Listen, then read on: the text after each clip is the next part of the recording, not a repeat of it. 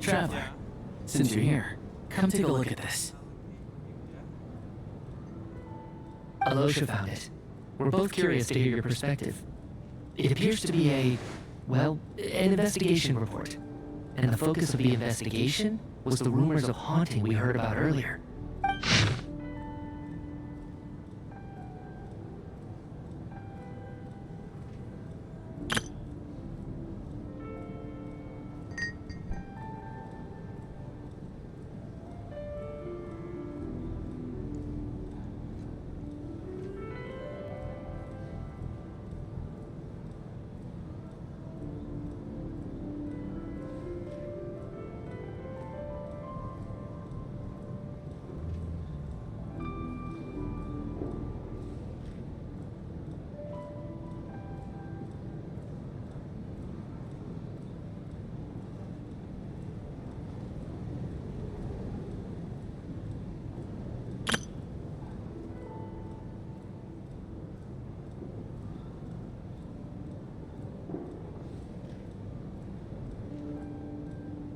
Mira irmin sulle paprotnika pep intei vat kleinere.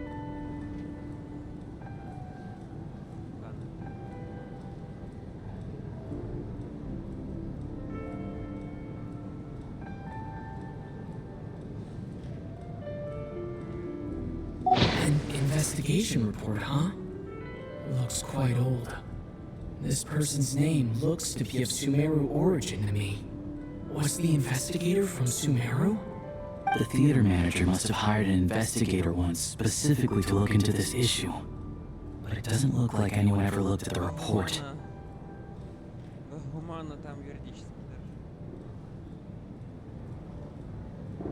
Presumably, the manager wanted to know if the supposed haunting was dangerous, while also being fearful of word getting out in case it affected the theater's business. Anyway, the bottom line is, the haunting is actually real after all. It's caused by an obstruction in the ley lines. Is there any chance this is the key to finally making some progress with the murder cases? Ley line problems are pretty unexceptional to me by this point. And while it certainly offers an explanation for the ghosts, it's hard to imagine what connection it could have to these two murder cases. Some of the language that appears at the very end of the report caught my eye. Angel civilization, ley line renovation? My area of research doesn't touch on any of that, so it's completely outside of my wheelhouse. Huh? A piece of paper just fell out from the report. It landed right by your feet.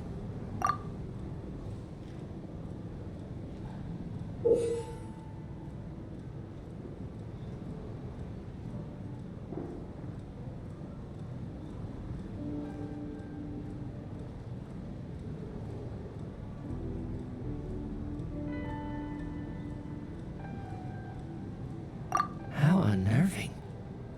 It was tucked inside the report, so it must be a note left by the author. Death is near. Is that supposed to be what's going on here? With us in the theater? But if so, how did the author foresee it? Could he predict the future somehow? Maybe things are more complicated than we thought. No, wait a second. If we take the report and the note at face value, they completely contradict one another.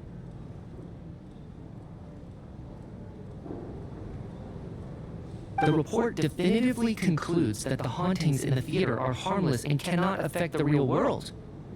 But the note seems to be warning of potential danger. The question is, what exactly does the note mean by death?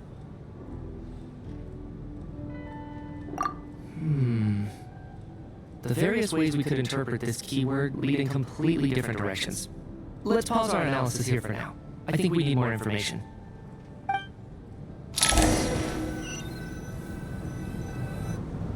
If we take all this together, it's not impossible, is it? If anything, it's the natural conclusion.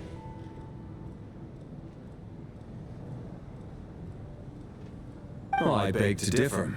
This sounds to me like a product of a researcher's vivid imagination.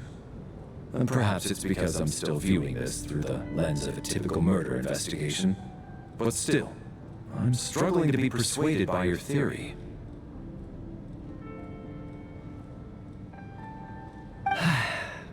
Does it really sound that far-fetched? Alright, well, let's treat that as speculation for now. I do agree with what you've said, so let's go with your idea for now. Good. Okay, now that we finally have some meaningful leads, I think it's time to reconvene. Let's get the others.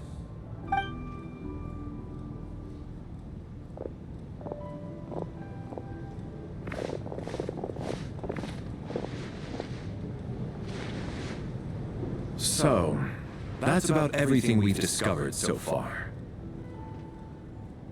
I'll share my theory first.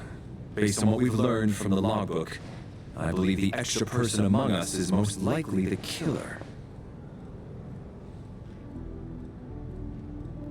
If the killer had simply bought a ticket, it would have greatly increased the risk of their identity being exposed.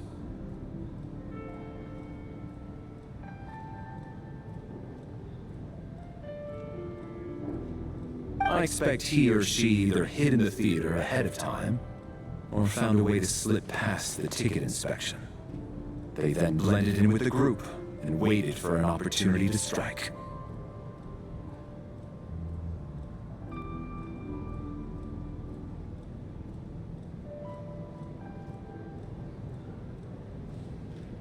What about the note found in the investigation report? Any thoughts on how that fits in? The killer may have simply planted it there as some sort of sick joke. I've seen my fair share of psychopathic killers. They love playing cryptic mind games. So, it has nothing to do with the haunting of the theater after all. This theory makes sense to me. If we have an audience member unaccounted for, chances are they didn't come here to watch the show.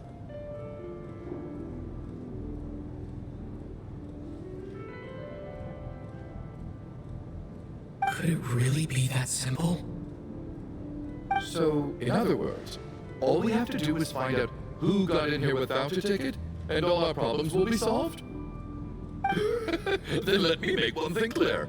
All the theater staff should be well aware that I came here for the rehearsal legitimately, yes? There's no way I'm the one who didn't have a ticket. It's true. I hear you used every trick in the book to get a hold of that ticket, too. Everything short of throwing a temper tantrum and rolling around on the floor at the entrance.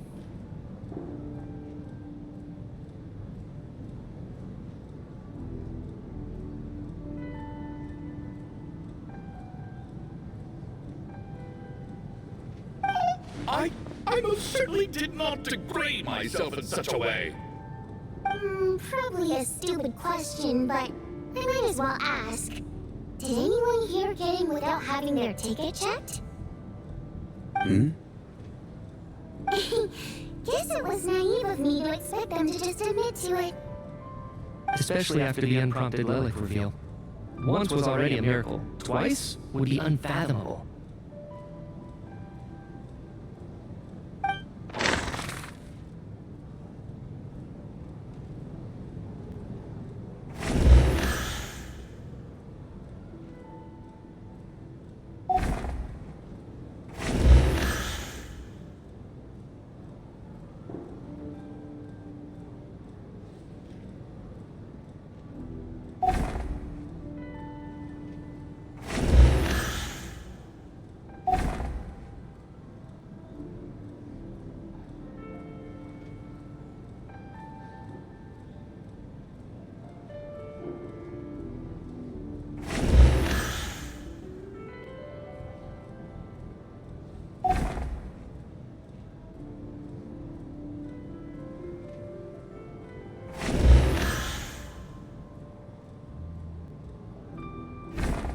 things stand, the audience head count doesn't add up.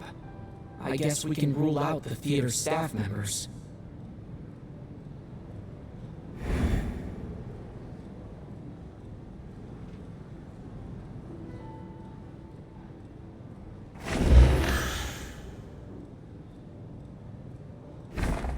I don't believe any of us here knew Shram before all this. If no one can verify Shram's identity...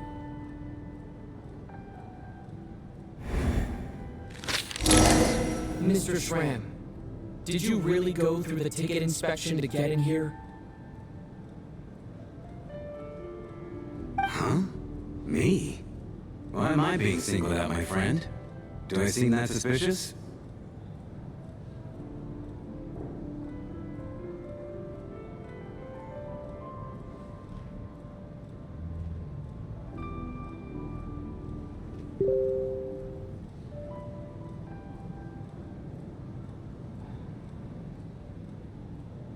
It's not that you stand out as suspicious, more that everyone else has been ruled out as trustworthy. Okay. Well, we spent the best part of 2 days together now, so I'm sure you can all tell what kind of person I am. I'm a true gentleman. I never dream of doing something like sneaking to the theater without a ticket. Yeah, I have no doubt that you're a good person. But the problem is, none of us here actually know you, so no one can say for sure that you are who you claim to be. Although, actually, what was it you said last night? Yeah, you're friends with that water imp, which is why you understand our primary mode of expression. Last time I checked, there were barely any of us remaining in Снежная, since most of the water imps left. Could you tell me a little bit more about your friend? There's a good chance I actually know her. Вторые океаниды, так сказать, недоочастка и ансаньяльвы, они люди с ГМО. Люди с генами драконов, кукузавров, даркозавров. And I suppose it's also kind of a way for everyone else to get to know you a little better.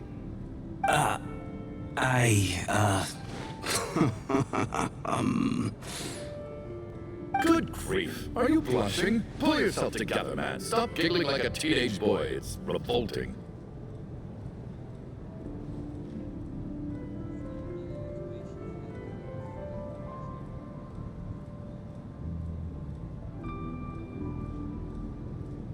Hey, revolting is a little strong. All right, fine. I'll admit it. That water imp friend of mine, the truth is, we're dating.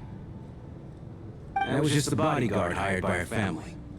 But the stars must have aligned, because sparks began to fly between me and their daughter. Never in my wildest dreams did I think I'd get so lucky. We don't need details. Just get to the point. Okay.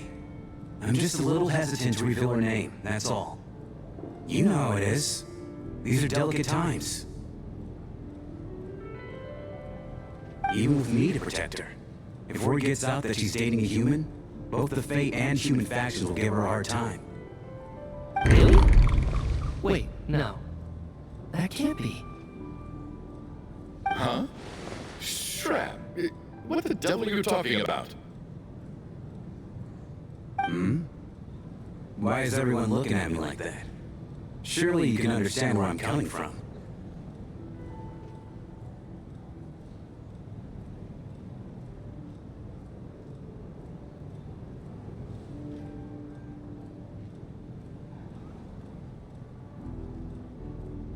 Delicate times? Factions? Yes? You know, the Civil War?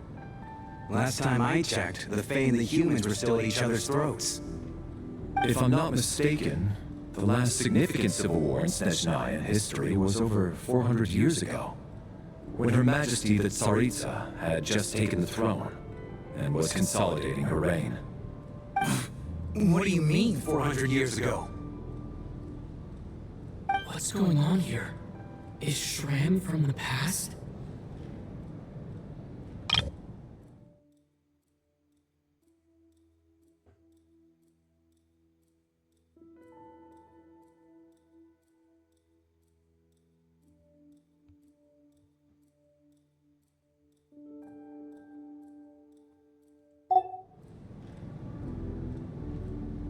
All right, Mr. Mitya, you win this round.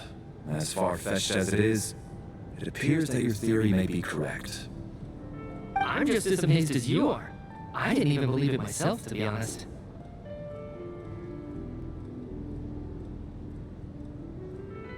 Is someone going to explain what's going on here? From the look on your face, you figured it out too, haven't you, Traveler?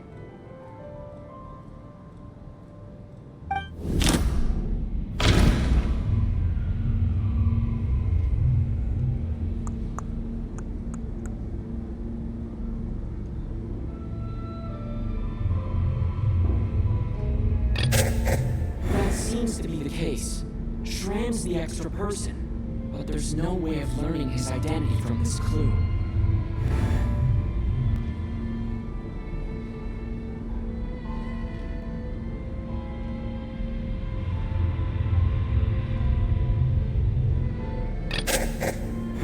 This private letter touches upon the history of the Water Imp aristocracy's exile, but reveals nothing about Shram's identity.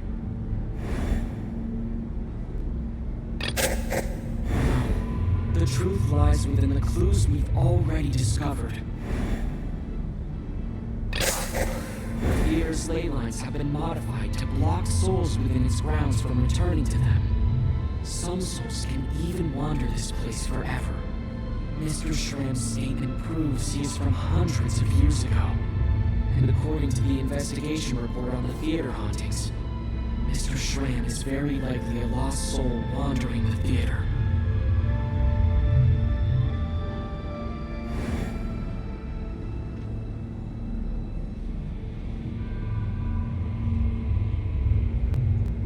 For some unknown reason, the soul that has been wandering the theater due to the ley line issues has joined our group and blended in. Yeah, that must be the immediate reason why the ticket count doesn't match the number of people present.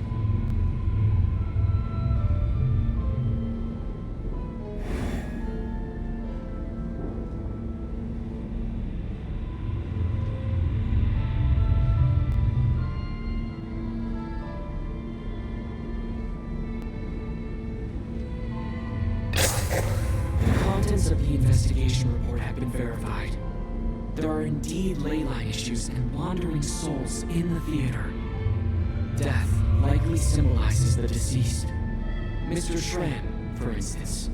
Death is near. That must mean that there's a dead person in our midst. That's the truth, isn't it?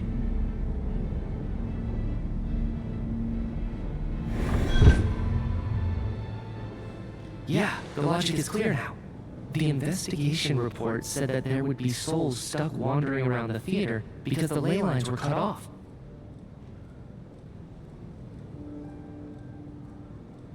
Mr. Shram must be one such soul who died in the theater a long time ago.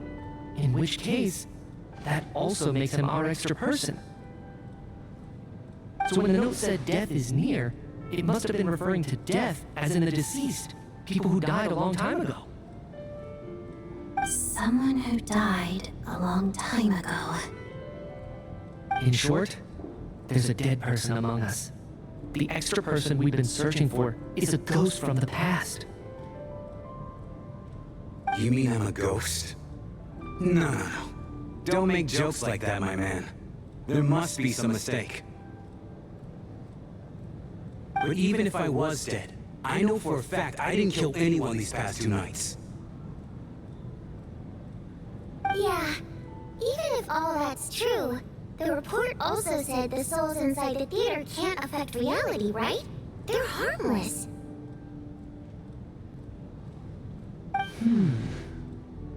Then what if the problem isn't the souls at all, but the ley lines themselves? Уборные. Уборные тамаринов и игрунок. Американ.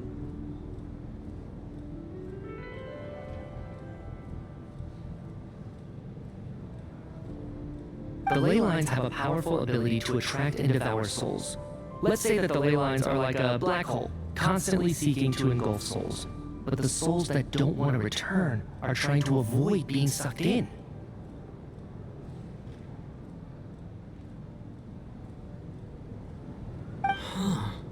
Why does this analogy sound so familiar? Капитан. What happens when the black hole can't achieve its goal? I'm only speculating here, but what if it ended up swallowing innocent souls by mistake? Or intentionally taking other souls to compensate? That could explain why we weren't able to determine a cause of death. If you're right, and their souls were devoured by the ley lines, it does make some sense. Черный туман.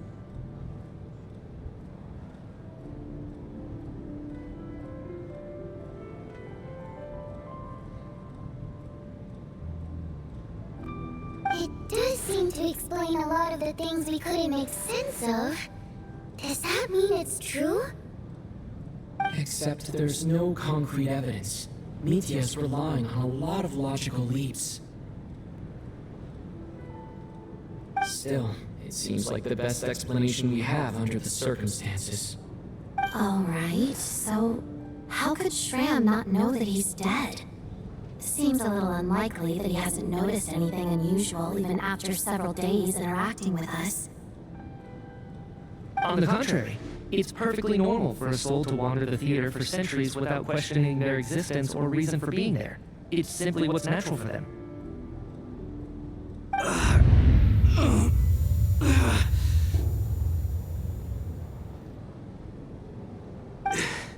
You know what, Mr. Brainiac? I think you might actually be right after all. I'm trying to remember and... even though my head feels like it's going to explode, I think... it's all coming back to me.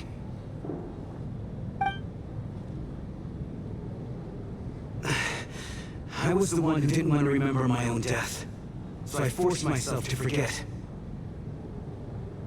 Well, I'm sure those are painful memories. My lady and I snuck out to go on a date one day. We bought tickets for the theater. It wasn't really my thing, but I was just happy to be together. All of a sudden, a group of people burst into the theater, shouting for all the water imps to get out, performers and audience members included. It was clear the conflict between humans and Fae had reached a boiling point.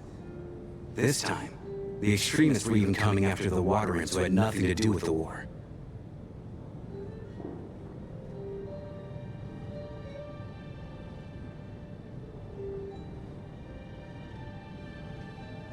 I thought I could pull one over on them. So I took off my jacket, draped it over my lady, and tried to sneak out amid the chaos. But I got caught. They started shouting, calling me a traitor to humanity. But I was going to do whatever it took to buy her a chance to escape, no matter how many people stood in my way. I had to, both as their bodyguard and out of love. It's all right, friend. You can stop there if you want. You don't need to dig all that up again. It's just... even now, I'm still struggling to accept the truth. How could I be dead? I'm sorry, everyone. If I had known I was a dead man walking, I wouldn't have dragged you down with me. If I'm the cause of all this death, then punish me however you see fit. But, Mr. Shroom... No. I refuse to be a burden. I know what I have to do. You said I've been wandering the theater for centuries, right?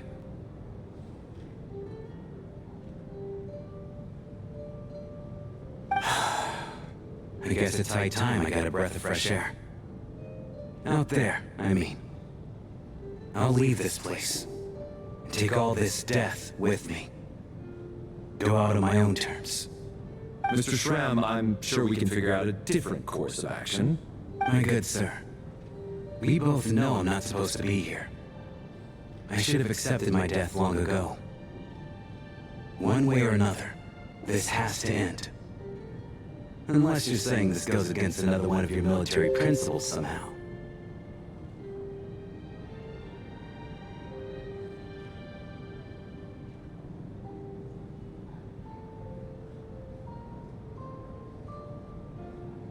No, I'm speaking on a personal level this time. Let it go, man. Oh, wait. One last thing. Miss Wateramp. My lover. Her name was Letia. Letia Ozarova. Do you know what happened to her? Ozarova. Oh, Auntie Ozarova. That's what we all called her. I remember her as a very kind elder. She had a bunch of kids, too.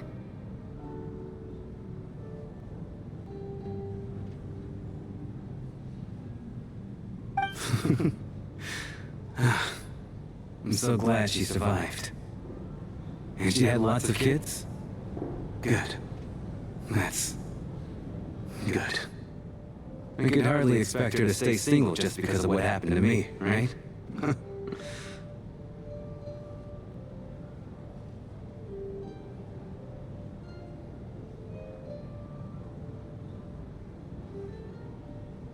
As long as she went on to be happy, that's all that matters.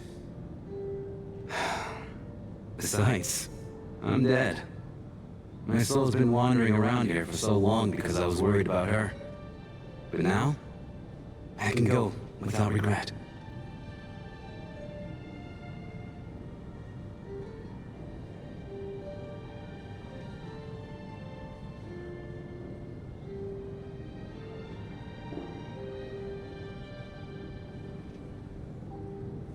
There's no need to see me off, my friends. I've enjoyed our time together over these past few days. Perhaps we'll meet again in the next life.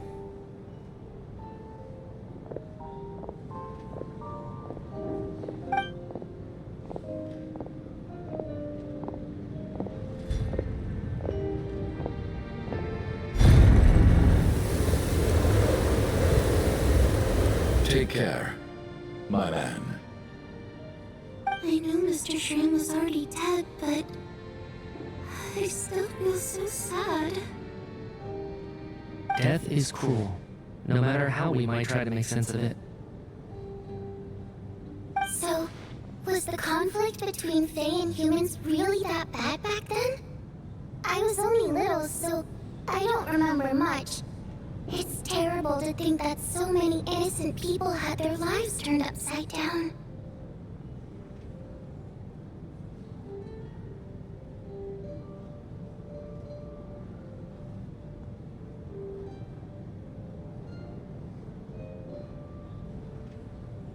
Even historical records about that time period don't say much about it. All people know is that the Tsaritsa founded the Fatui, drove out most of the Fae aristocracy without explanation, then used her terrifying power to suppress the humans. It seems to me like the Tsaritsa chose to make herself the enemy. She downplayed the conflict, directing whatever animosity both sides had for each other at herself instead. That's also why, despite how brutal the conflict was at the time, there hasn't been much lingering tension between humans and Fae since. Things have been fairly harmonious for the past few centuries.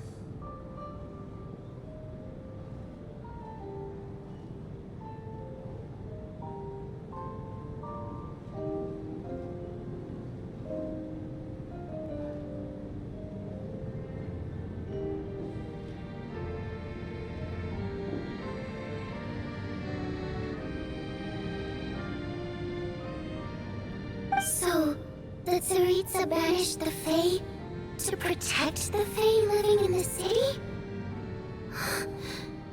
She offered herself up to be hated in exchange for peace.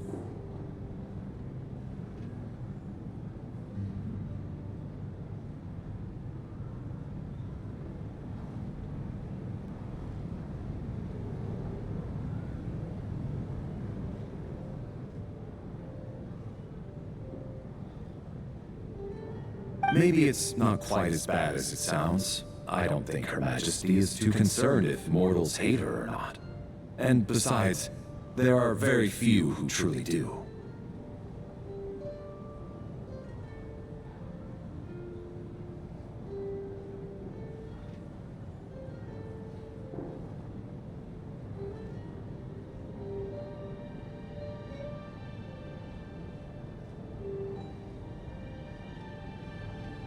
All this time, I had no idea.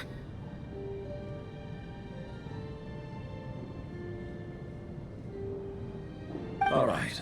If Mitia's theory is correct, then I think we can consider this matter settled. Let's all take a break.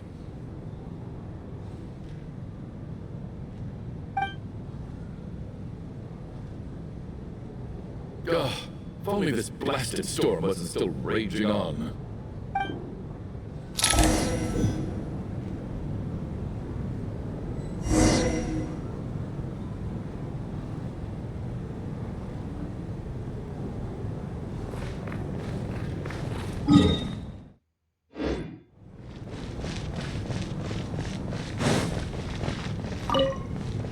At least the lingering regret that kept him here has been put to rest.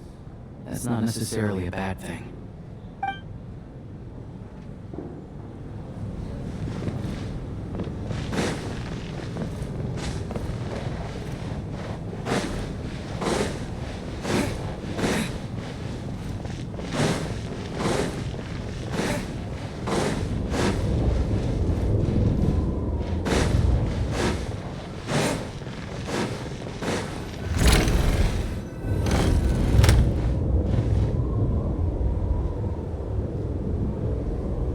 Looks like now we can just rest until the snowstorm stops.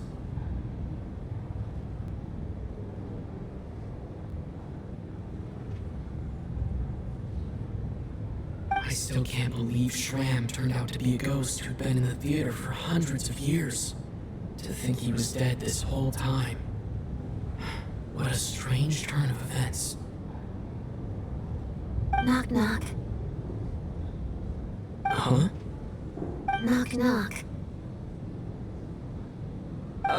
You know the door isn't closed, right? You don't have to knock. Think of it as a signal then. When I'm entering someone else's room and I knock, I'm here as Odette. If I don't knock, it's Lelek. Thanks. So, why did you come to find me? Is there something I can help with? Voyanitsa said you knew about my secret identity from the start. But when everyone was discussing who Lelek could be, you were worried that revealing what you knew would be unfair to me, so you kept it to yourself, right? Yes, I'm extremely grateful for that. It's nothing. I mean, you didn't hold what happened with Senora against me, so I should thank you for that as well.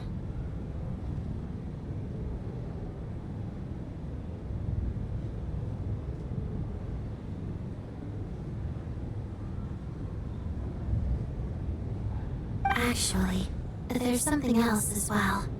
I found myself in a situation similar to the one you were in when you helped conceal my identity.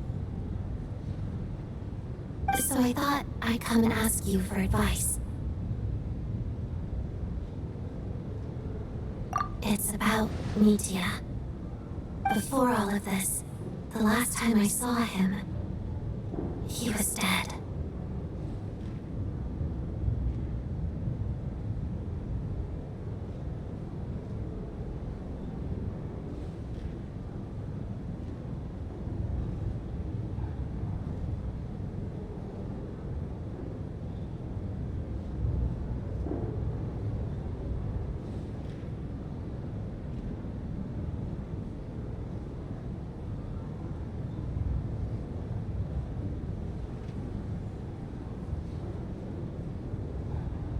As I'm sure you know, my goal as Lelek was to stop Project Stuja.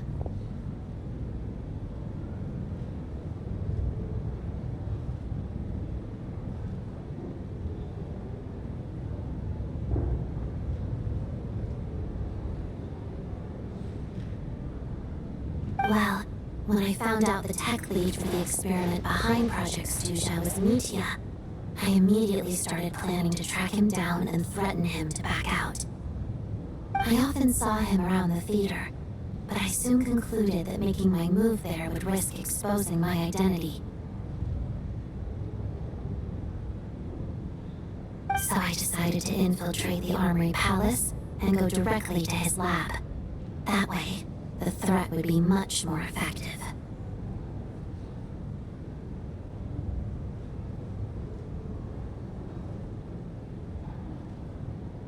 Well, I suppose there was a bit of luck involved, but I am a Fatus, so I already had some familiarity with the building's layout. But when I finally made it to his lab, Mitya seemed to be dead.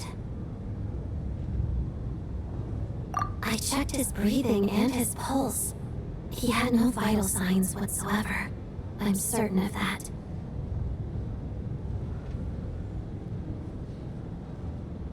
I thought maybe another anti-Project Stuja activist had beaten me to it, and chosen a much more brutal method, so I made myself scarce.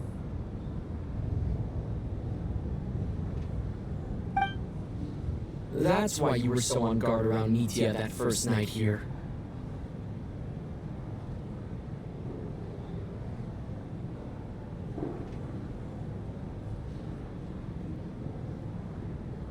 Yes. When I saw him sitting in the audience during the performance, I could barely contain the shock.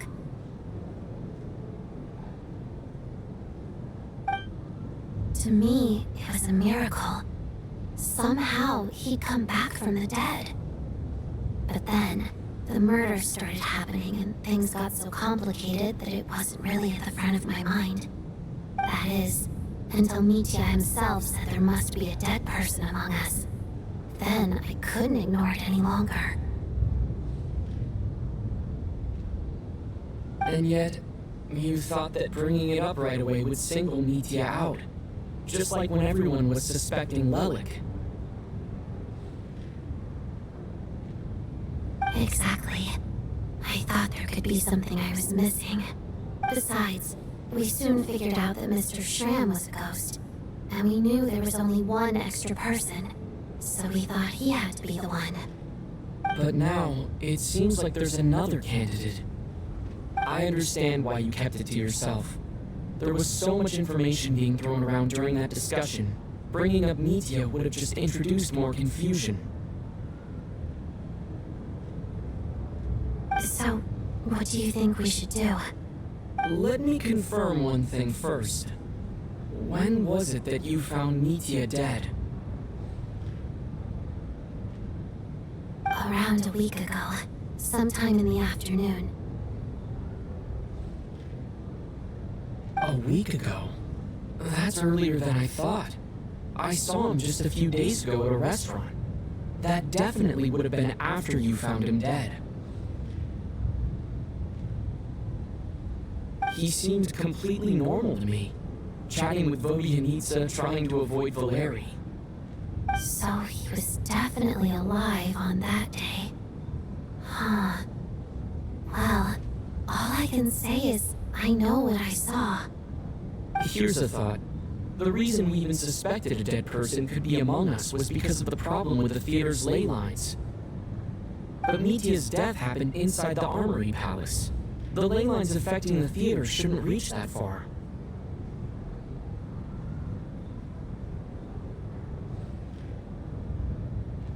You're right. I guess he doesn't fit the profile of the person we were searching for. I think the chances of it being him are very low. Surely he can't have died for real in the Armory Palace. Unless...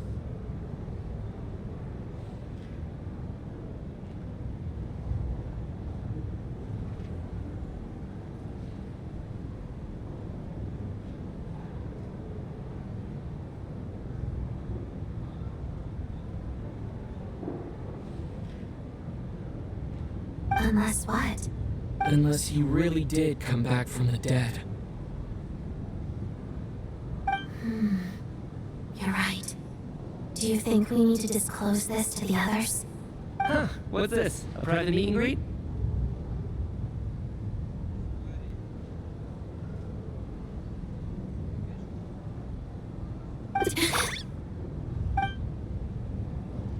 Where do I line up?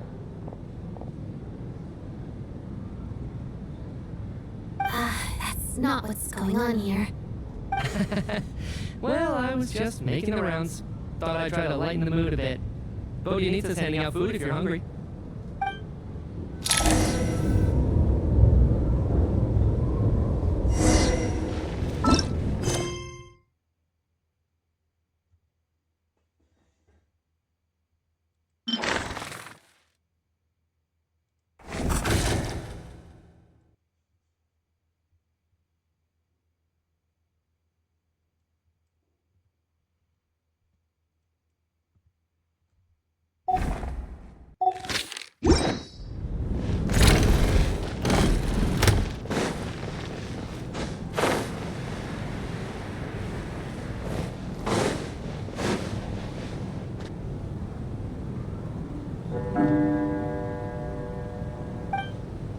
What is going on with this storm?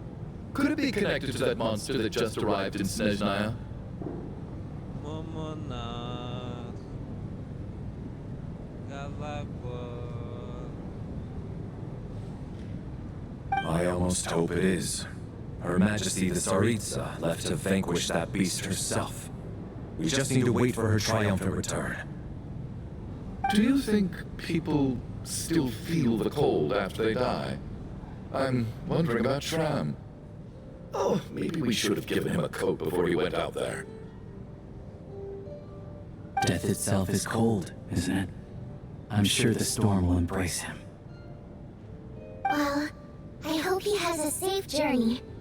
I'm going to miss him, I think. It's not like we can blame him for Ramphana and Kulish's deaths. Thinking back on it, we barely made it out alive ourselves. Once we get out of here, how are we going to explain what happened to their families?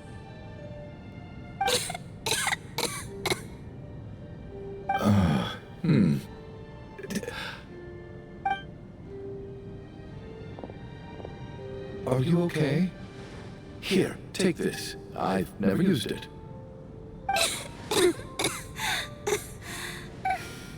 Thanks. Look who's Mr. Nice Guy all of a sudden. Is it because Tonya stood up for you this morning? At least you know how to return a favor. Yeah, without Tonya, who knows how badly he would have been hurt. I told you already, I never intended to resort to violence. Bunch of rascals. Little girl? I was rather surprised when you spoke up for me this morning. I didn't think I had many admirers here, so, thank you. Oh, no need to thank me. I said some bad stuff about you too. I've been, too embarrassed to admit it, but, you remind me a lot of my daughter. So kind to everyone, but never lets her old man off the hook. Unless my wife and I are having a fight, then she's always on my side. Especially when she was little. Every time I took her out,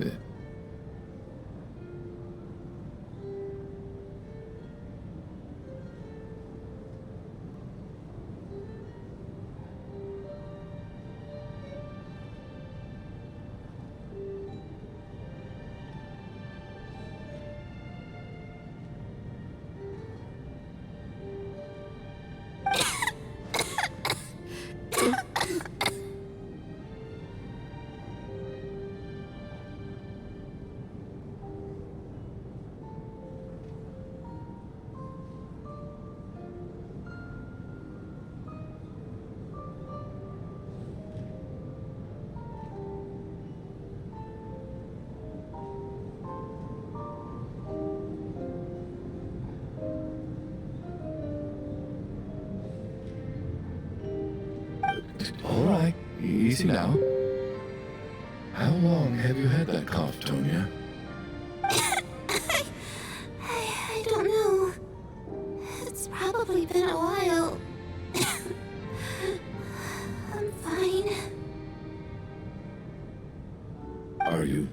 anything for it?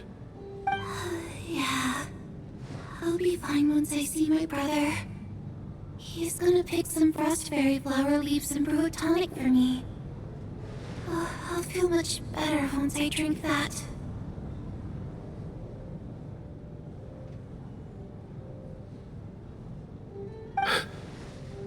I see. That's good to hear then. We should probably discuss arrangements for tonight. Now that the deceased has left our midst, there shouldn't be any more incidents. However, out of an abundance of caution, I'll keep watch. Shouldn't we take shifts? I can take one if needed. No need.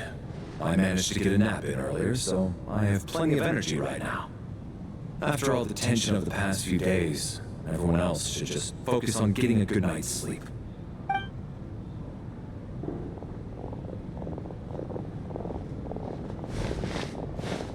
What a long day. This whole situation turned out to be way more complicated than I expected. But Valeri's right. I should just try to calm down and get some rest. The last thing I want is to give myself nightmares.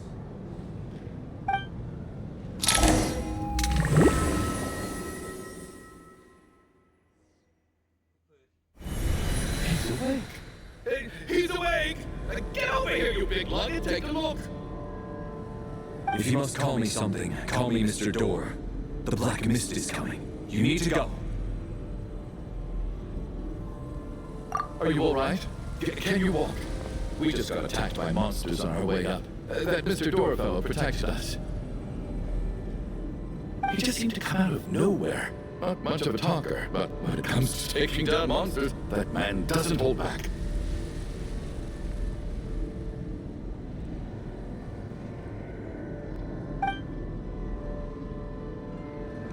Curses!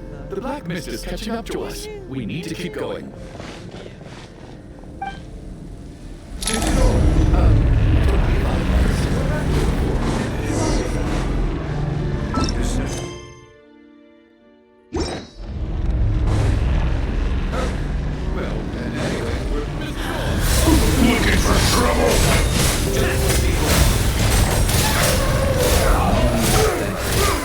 This is where my duty lies.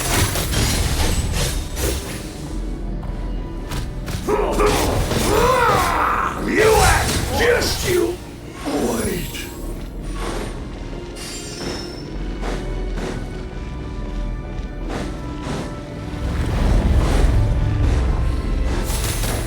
So we're doing this the hard way.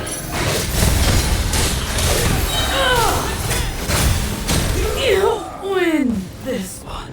Yes, remarkable work, Mr. Door. Oh, if I had your muscles, I'd do this.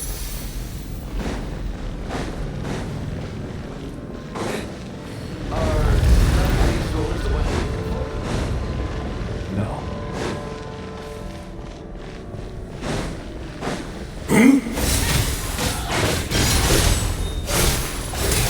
How about?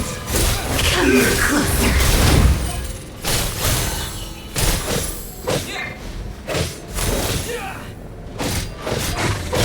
My command is impossible. I'm so exhausted. And the Black Mist is still rising. Oh. Wait, look! There's more monsters down there. Are they coming from within the Black Mist? No, no! They're gaining on us! Quick, keep going, or they'll be at our heels any second!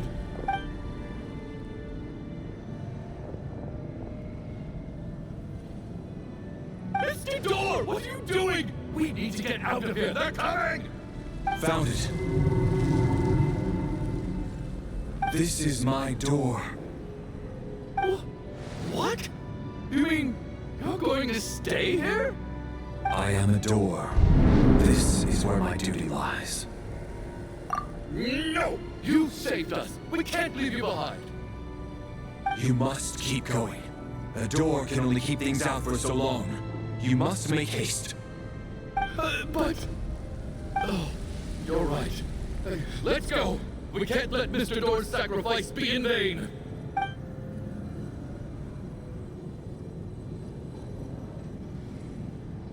The black mist isn't moving anymore. Looks like both the monsters and Mr. Door are gone. I didn't just imagine all that, did I? Surely I wasn't so scared out of my mind that I hallucinated a door as a human being. Oh, okay, good. There's no way we both hallucinated the same thing. Getting sleepy? Well, looks like we're safe for now. Go ahead. Let's get some rest.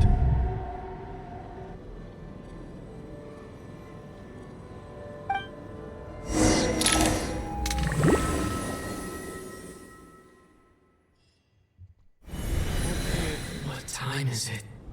Is it morning? I think I had a nightmare. I guess everyone's still asleep? These past 2 days have been exhausting. Valeri's keeping watch though, so he's probably the only one awake. Valeri?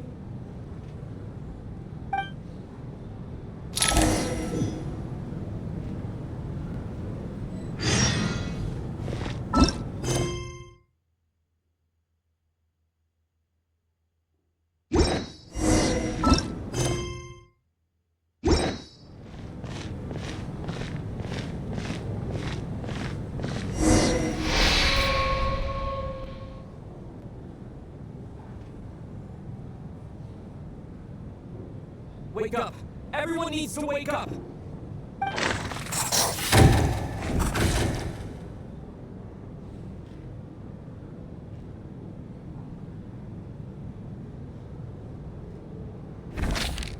Just like the last 2 nights.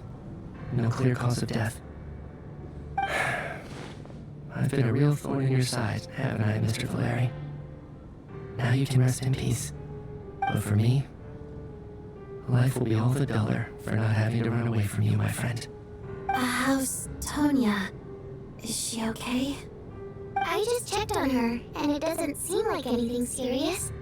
She's just exhausted from the past couple of days, and she's still recovering from her illness. We should let her sleep a bit longer. That means Valeri was the only one who died last night. If Valeri was awake and keeping watch, it would have been impossible to kill him without waking everyone else up. That much is certain.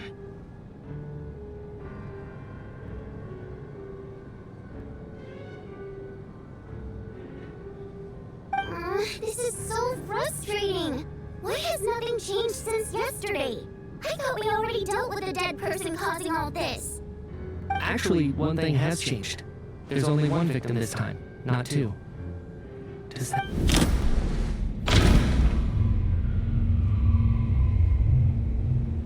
But Mr. Schramm was already deceased to start with. That...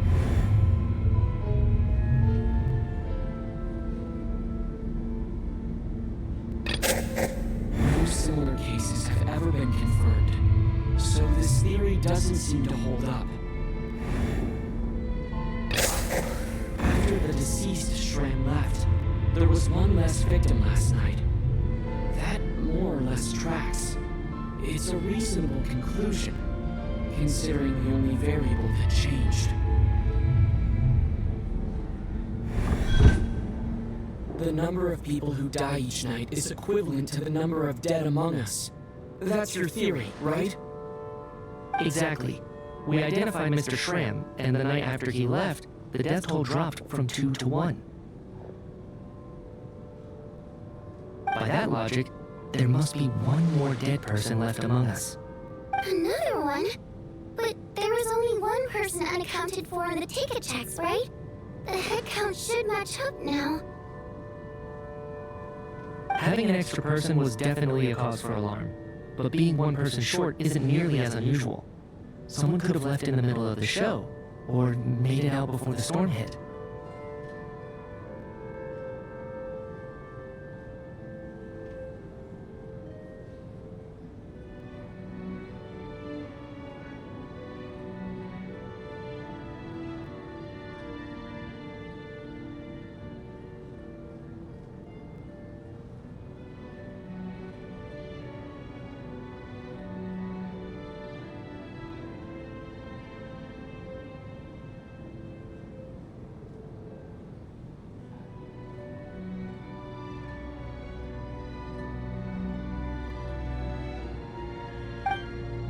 more dead person among us. If Mitya's theory is right, then what Odette told me seems a lot more relevant. It's just, at the time, we had no reason to think there was more than one dead person. If only we'd taken it more seriously as a possibility, maybe this could have been avoided.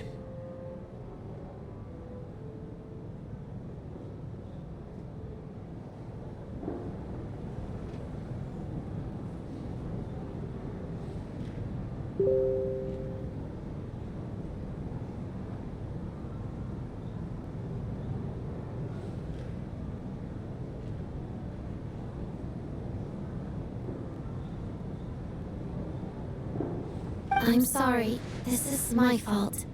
I had information that could have been helpful, but I held back. I should have brought it up right away.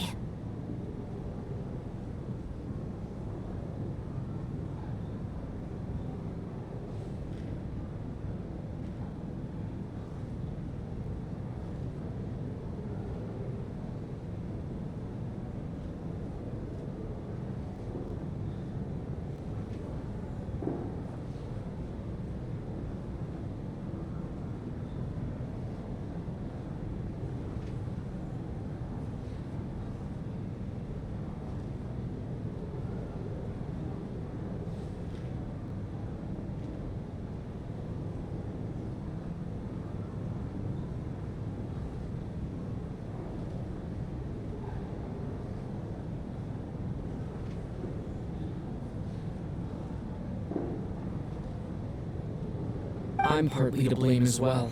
I was too quick to dismiss Odette's concerns. What is this about? What have you two been getting up to behind my back? Sounds like there's some big news you've been keeping from the rest of us. Well, we're all ears.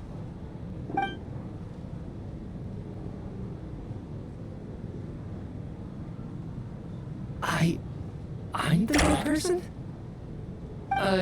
Wow, that's... Odette and I talked about it yesterday, but we thought it just wasn't possible, so we left it at that. Yeah, I don't blame you. If I'd been there, I probably would have reached the same conclusion. It just sounds too unbelievable. Let me just try and verify this. I just scoured my memories trying to think back to the afternoon Miss Odette mentioned.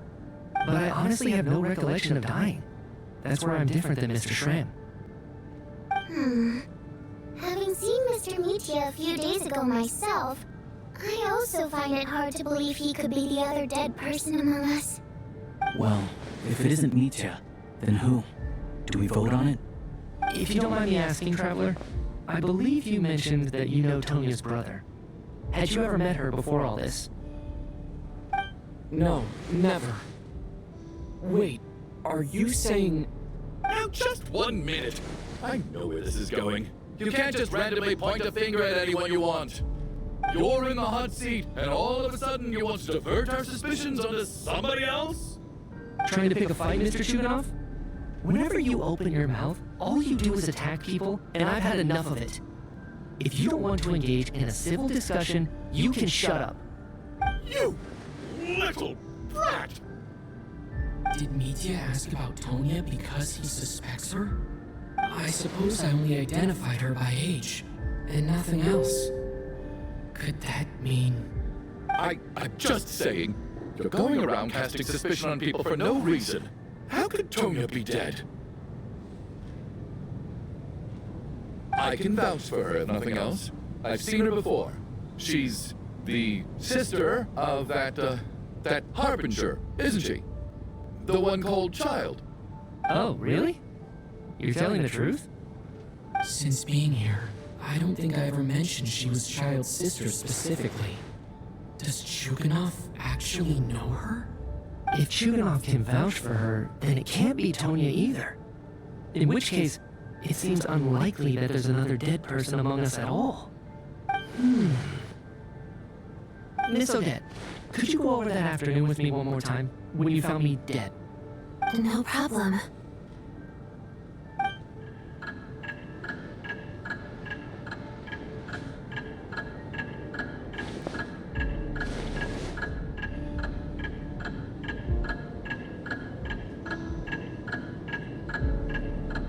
Huh.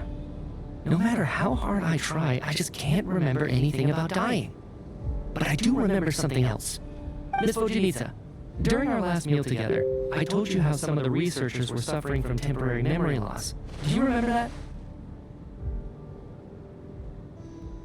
Oh, yeah.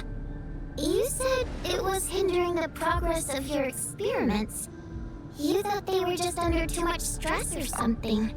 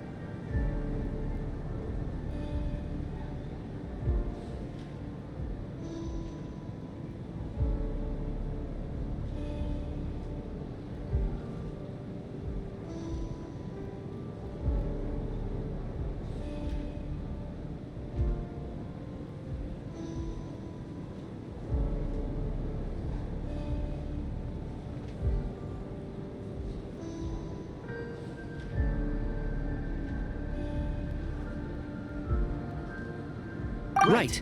And even though I don't remember dying that day, I'm pretty sure I experienced something like amnesia. Some of my memories from that afternoon are missing. Are you suggesting you're missing the memory of your... Of course, how am I only just realizing this? Humans aren't necessarily aware of their own death. You mean being silently assassinated, or dying in your sleep? Situations like that? The researcher's amnesia. Suddenly it all makes sense. I must thank you, Odette. I think your perspective just helped me reach a breakthrough on a series of issues that have been troubling me for quite some time. All right. It's decided then. I'll be the one to leave today. Oh, leave? Hey, wait a minute. Aren't you rushing into this? What if you're wrong? You'll pay with your life. Come on, kid. Aren't you gonna fight for your life? This seems like a rash decision. I have other reasons beyond what's been discussed. In fact, thinking back, I remember during Miss Odette's performance, while I was sitting in the audience stalls, a brilliant new idea for my research popped into my mind. But then, my train of thought suddenly cut off. I can't remember it now at all, and I didn't take any notes. I guess that must be another instance of temporary amnesia. No. Hold on. I see where you're going with this. You're suggesting that each instance of temporary amnesia is a death, right? There's a glaringly obvious flaw in that idea, no? How can one person die so many times? I believe Miss Odette's account. During the period where my memory is blank, I must have been either dead or in a similar state. All it would take is for the same thing to happen in the theater, and I would come under the effect of the ley lines in this vicinity. This increases the likelihood of me being the deceased, does it not? But... There's no evidence to suggest that anyone other than me is a candidate for the deceased. So allow me, as a scientist, to treat this as an experiment. Please relax, everyone. I don't think things are as bad as they may seem. If I really am the deceased, then to leave the theater will be a relief for me. If, on the other hand, I'm still alive right now, well, apparently you've all witnessed my resurrection recently anyway. Who's to say I won't return from the dead again this time? Mitya's right. This is the only thing we can try right now. I think he's deliberately downplaying the gravity of the situation, though. He probably doesn't want to burden everyone. What is a scientist if not someone who gambles on experiment after experiment in an attempt to obtain the truth? With this snowstorm, the ley line phenomenon, ghosts of the dead, and my amnesia, we've been paralyzed by not knowing and powerless to do anything about it. But if I do get resurrected, you can be sure that I'll come back with the truth of all this. Just you wait.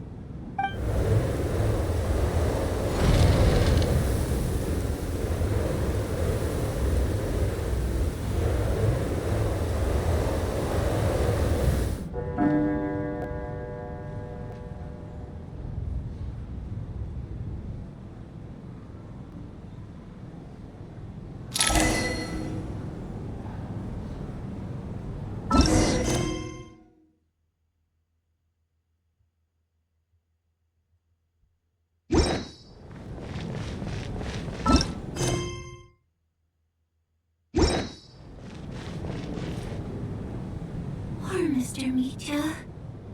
I didn't even get to see him one last time. Maybe it's a good thing that you weren't there to see it. It was a hard thing to watch. I hate goodbyes. Why does it feel like everyone around me is slowly disappearing? Not just in here, I mean. In the outside world, too. Maybe it's the realization that, at the end of life, everyone has to face it alone. Come to think of it, the main reason we're still alive right now is pure luck. Each morning here, for every one of us, there's the chance that we might not wake up. You could take it a step further and say that the same is true outside, too. Who can ever be 100% sure when they drift off to sleep that they'll open their eyes again in the morning? If I make it out of here, I'm going to cherish every moment that I'm awake and live without any regrets. Without regrets. I feel like a strange sense of anxiety has been quietly growing inside me over the last 2 days.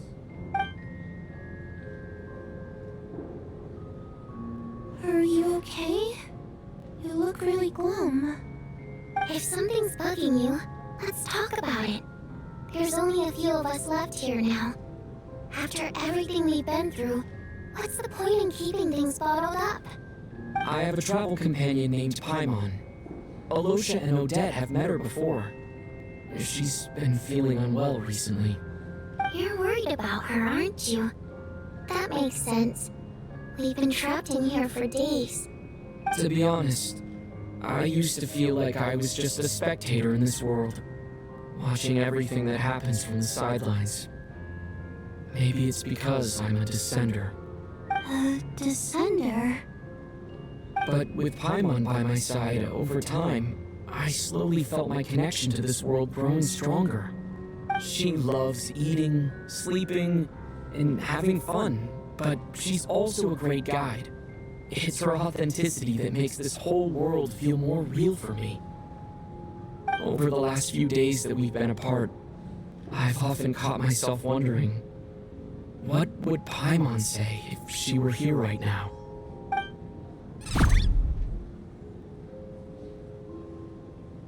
But by the time I snap out of it, the conversation has already moved on, and I'm still in my own little world. I'm trying to overcome this sense of detachment, but I really miss Paimon. I guess, in a way, she means the whole world to me. I bet she misses you when you're not there as well. Maybe you're her entire world too. I don't know if this will make you feel any better, but back when the water imps left Снежная Глава in droves, I also felt like the whole world was suddenly empty. I could be surrounded by people all smiling and having fun, and still feel completely separate from it. So, I totally understand how you feel. Later on, I started to think, maybe accepting the fact that our loved ones won't always be with us is something that takes a lifetime. All we can do is cherish their companionship from moment to moment. So, once we get out of here, you better hurry back to our side as fast as you can. You can't let your story end in regret. That's the trope I hate the most. Thank you. That's exactly what I needed to hear. But Vodianitsa, if you hate goodbyes too, why didn't you leave with your people? That's just the choice I made. I used to regret it, but I don't anymore. Like I said before, singing is a water imp's primary mode of expression. It's how we convey our emotions. Our songs have echoed through this theater for hundreds of years, each one a story pieced together through moments of joy and sorrow. But does a story exist without someone to read it? To me, the answer is no. So I made the choice to stay. That way, there would still be someone left to sing these songs and listen to their stories. Otherwise, they could have been lost forever. Could you teach me how to understand your people's songs sometime? I want to be able to truly hear them, like Mr. Shram. A fan after my own heart. Thank you, Tonya. How about I sing something for you, and you tell me what you hear? Okay. I'll do my best. Слышь, Ифидук. Слышь,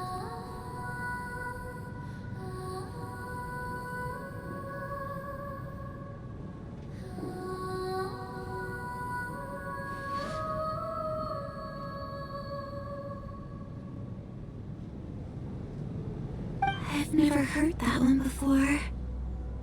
I feel like I can hear a sense of longing somehow. I wonder why that is.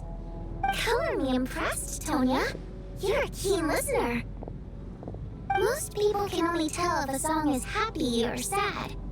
I didn't think you'd be able to pick up on such specific details. So, what's the song about then? Come on, tell me! I've actually never performed this song in the theater before, because it has more of a ceremonial purpose for our people. It's not meant for the stage. It means something like, may those we have lost watch over us, and follow this song back home in the night, so that we might be reunited once more. No wonder I could hear that sense of longing. You sing it for loved ones who have passed away. I hope it reaches them. It's getting late, Tonya, and you're not well. We should all turn in early. I suppose there's no reason to keep watch tonight.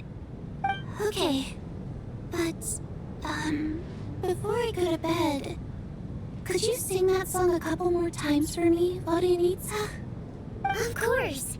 Anything for my #1 fan.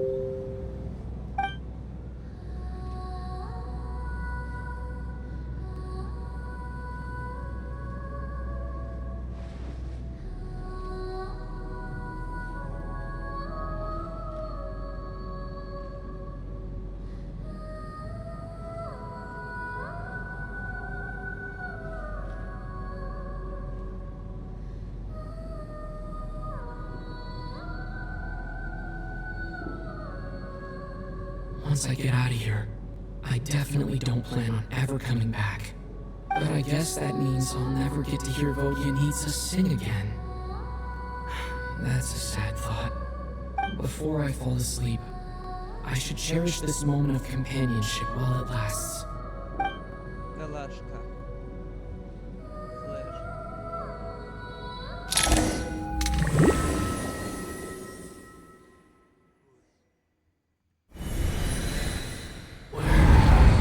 Am I? It's so dark in there, and I feel kind of dizzy. Am I alone?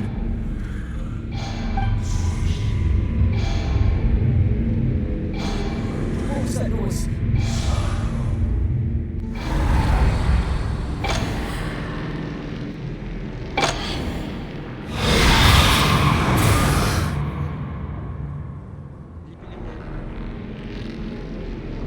Return, O spirits. Fulfill your oath of protection.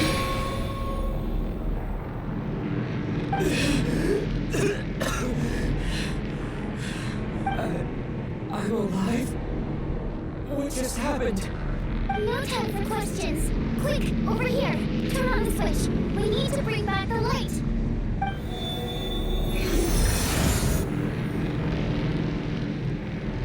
All right, we're safe.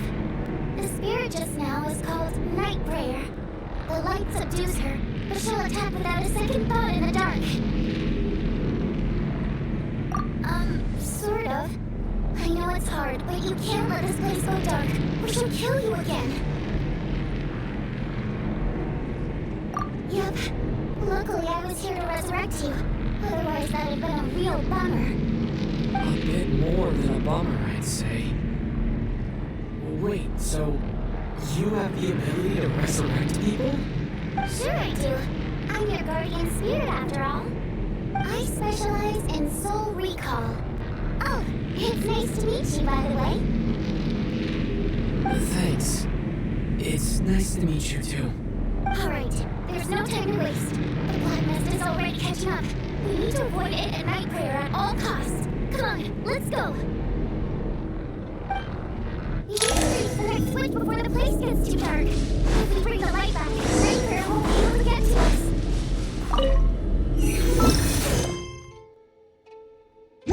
Light, it's back! Shh, it's Night Prayer. We need to move quick. Don't let her notice you. Look out!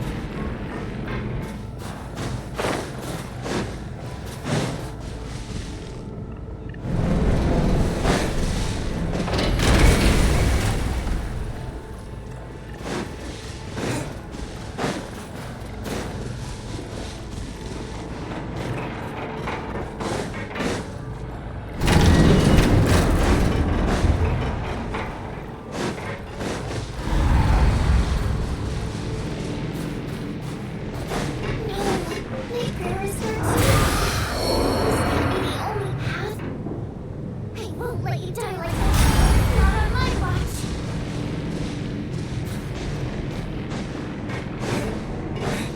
This way is just up ahead. Hurry!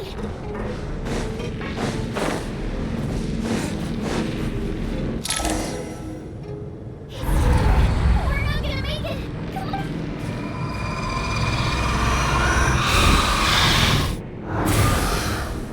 Traveler! I won't let you die like this. Not on my watch.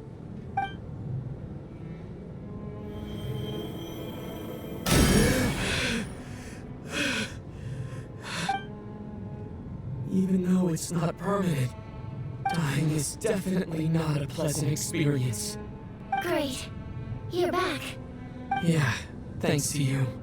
Time for you to get out of here. Quick, before the light runs out.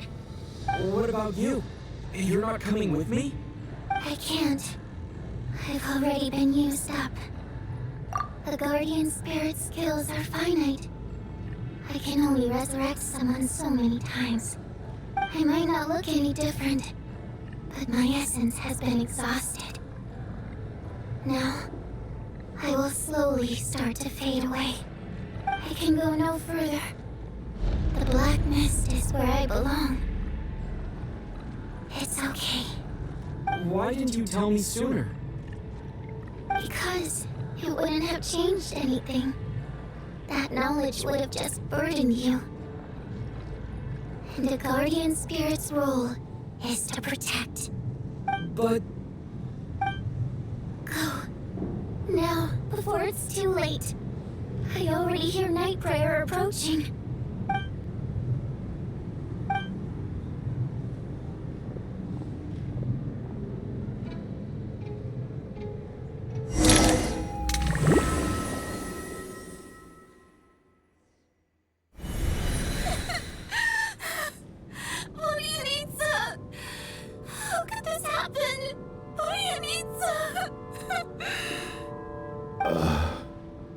Well, I guess there's no need to inspect the body.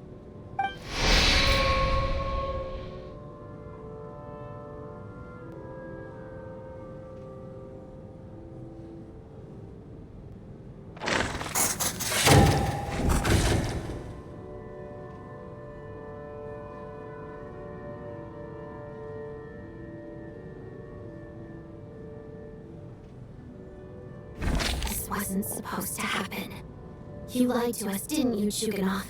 You've been lying from the start. Take a long, hard look at yourself before you go around accusing other people. I suspected you on day one, Lilic, and now look where we are. By some strange coincidence, you've never been targeted. You just happen to have survived this long? No, you should be the prime suspect. And you, little hunter, ever so content with staying on the sidelines. Yet you were the one who stopped us from leaving from the start! Why are you trying to keep us here? Now you're just lashing out indiscriminately. That's either a sign of anxiety or a guilty conscience. Where was all this passion and bravado before? Decided to fight until the bitter end. Is that it? Is that a threat? Fine, bring it on! You think I'm afraid to die after all this? You want to kill me? Go ahead!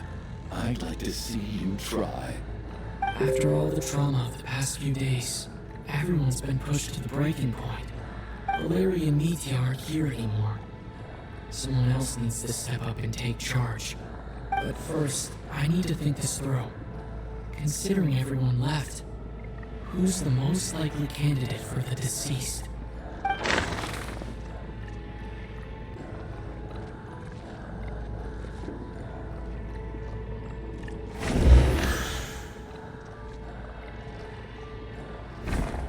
Of those who remain, the only person we've never met before is Tonya. There is room to doubt her true identity. People are easily misled by first impressions. Now that I think about it, Child Sister was in fact a label I imposed on her due to my own assumptions. But Mr. Chuganov vouched for Tonya's identity yesterday. With basically no other possibilities left, could it be?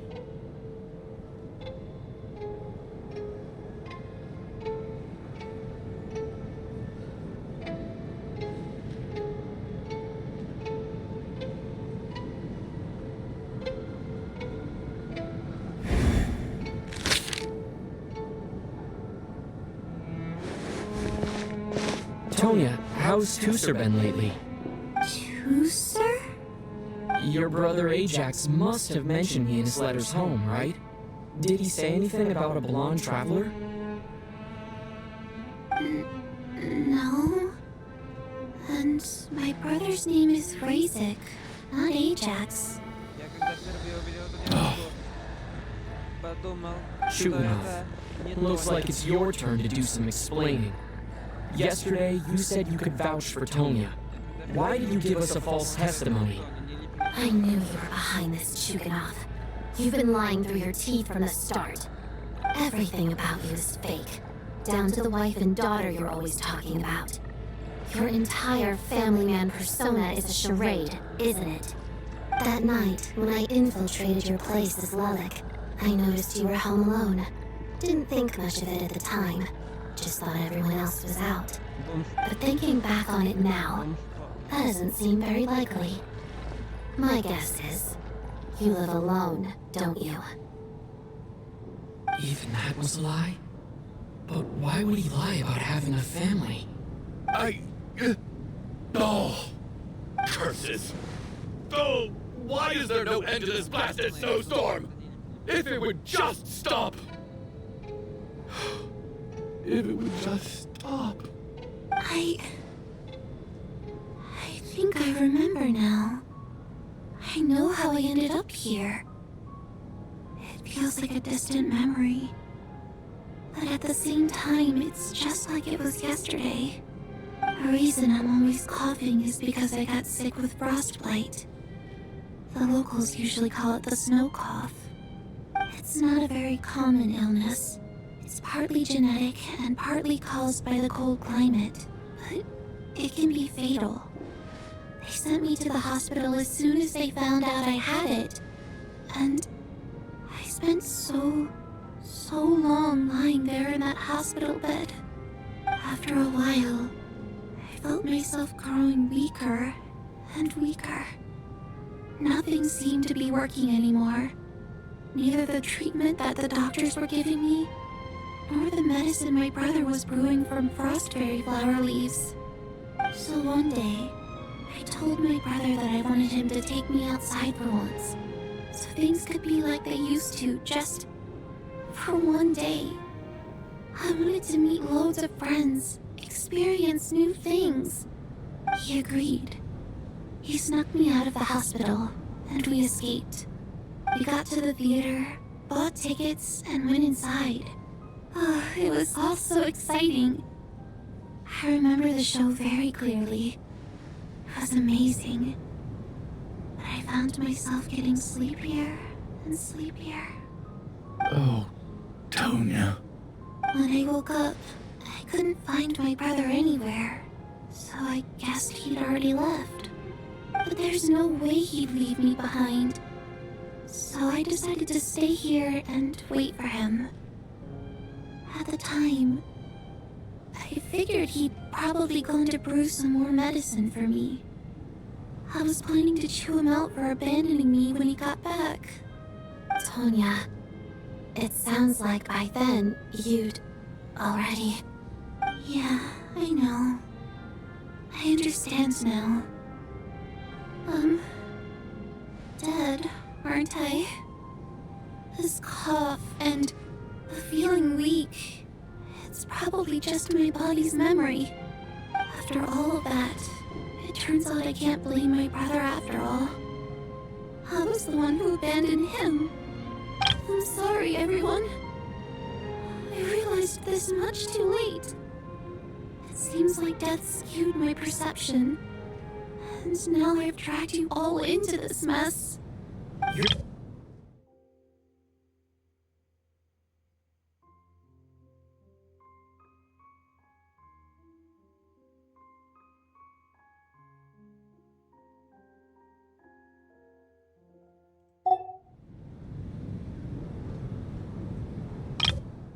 Your name probably isn't even Tonya, is it? Didn't that ever strike you as odd over the last few days? Well, when I was little, my brother and I read a storybook, and Tonya is the name of one of the characters. When we escaped from the hospital, our family and the hospital security were looking everywhere for us. So when you first approached me and said my brother had sent you, and called me Tonya, I thought he must have chosen a fake name that only the two of us would know. Because he was afraid of getting caught. Now, it seems like that was just wishful thinking. At least your memory of death isn't painful. That is a small comfort. Now it's your turn, Shuganoth. Talk to us. I believe no lie is ever told without a reason. You're right. I was lying. I happen to know that the Harbinger child and his sister Tonya managed to get tickets, so I lied to you and pretended I knew them. And yes, I was lying about my family too. The truth of the matter is, I lost them a long time ago. I just refused to accept reality. And now I've spent the second half of my life living a lie. I'm a joke. My daughter's name was Iskra. And before you ask, yes, Iskra, as in Iskra Manufacturing Plant. She also died from the snow cough. She was just 6 years old. If she were still alive today, she'd be around the same age as little Tonya here. After Iskra passed, my wife couldn't bear to face those memories either. So she chose to start a new life without me. One day when I came home from work and saw the empty room, I felt like I couldn't breathe. Subconsciously, I started to imagine that they were still there. I soon discovered that this was the only thing that made me feel any better, so I just embraced the delusion. Nothing more than a pathetic means of escapism, I know. But at least it's not a crime. So explain your false testimony, then. The night before last, when I was chatting with Tonya, she mentioned that her brother would brew medicine for her from frostberry flower leaves. Combined with her various symptoms, I suddenly understood everything, including the fact that she was deceased.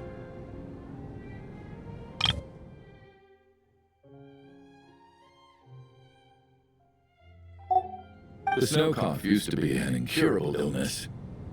I would pick frostberry flower leaves to brew medicine for Iskra too. It took hours and hours on the stove. But the year after my daughter passed away, the jester of the Fatui announced that a cure for frostblight, also known as the snow cough, had finally been developed.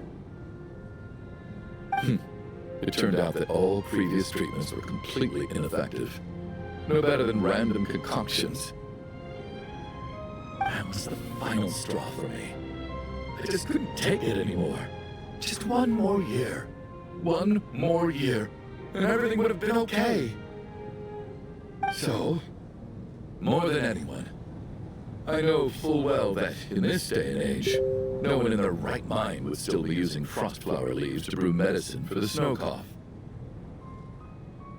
Poor Miss Tonya, therefore, had to have been from an era when snow cough was still a terminal illness.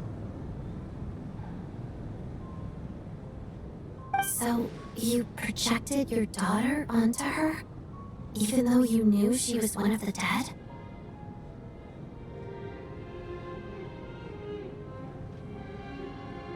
That doesn't make any sense. You knew she was already dead. What did you hope to achieve by protecting her? I just don't believe in your crackpot theories, nor do I approve of your actions. How can you just declare a living person dead and throw them out into that snowstorm? Mitia's gone. My good buddy Shram's gone. And now it's Tonya's turn, isn't it? The others I can make my peace with, but little Miss Tonya, here she is, standing right in front of us, alive and breathing, and fighting her own battles. And you're quite happy to say she's dead? I just want her to live. Once this snowstorm is over, the very moment it stops, I'm going to march out that door and find someone who can fetch the very best medicine for her snow cough. I'll be damned if I'm gonna let you cast her out into the snowstorm before I have the chance to cure her. Not again! Not this time! Knowing a cure is right within our grasp. I'd never be able to forgive myself. Mr. Chuganov, stop. Tonya. By the sounds of it, you've known I was dead since the night before last, right? I really liked Mr. Valeri, Mr. Mitya, and Miss Vodyanitsa. And now they're all dead because of me. I'm not happy about that. The reality is, you've been trying to fight your own demons through me. But all you've really done is trap me inside your delusion along with you. No! Listen to me. I want to save you. I do! Well, at this point, I'm quite sure that I'm dead. I don't need to be saved. The time I got to spend with all of you is more than enough for me. Despite all the bad things that kept happening, I got to meet so many interesting people and spend so many days and nights by your side. Since the day I escaped that hospital until now, this has been an adventure I never even dared to dream of. I'm very fond of you all. If it were only possible, I'd trade my soul to bring back the ones who died.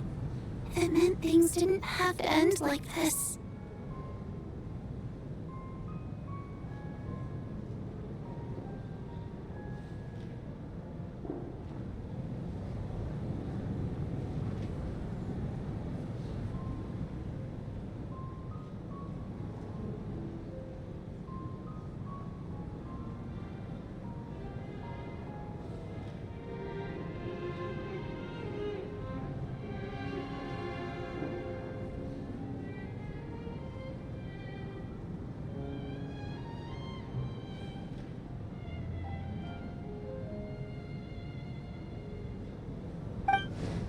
And that's why I'm not fond of you at all, Mr. Chuganov.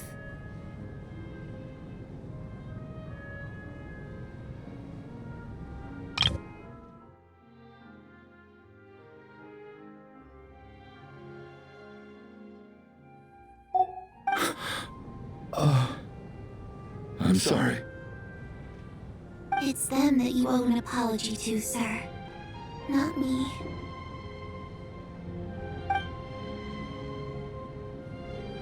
Well then, I suppose this is it. It's time for my adventure to end. I've caused enough trouble. You're leaving already? It's still early. Don't you want to stay a little longer? No, thank you. Oh, and by the way, my name is Patashka. It was nice meeting you all.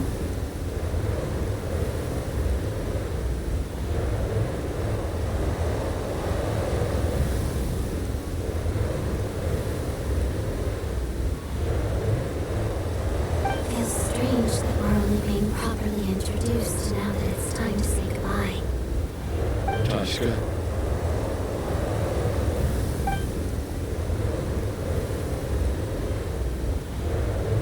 What are you doing, Chuganov? Are you crazy? Let me leave.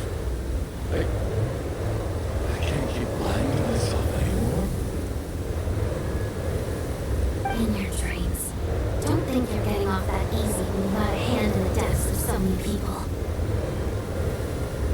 The The Tui have honed quite an array of enhanced interrogation techniques since they were founded. Once we're out of here, Lelik will personally give you a taste of every last one.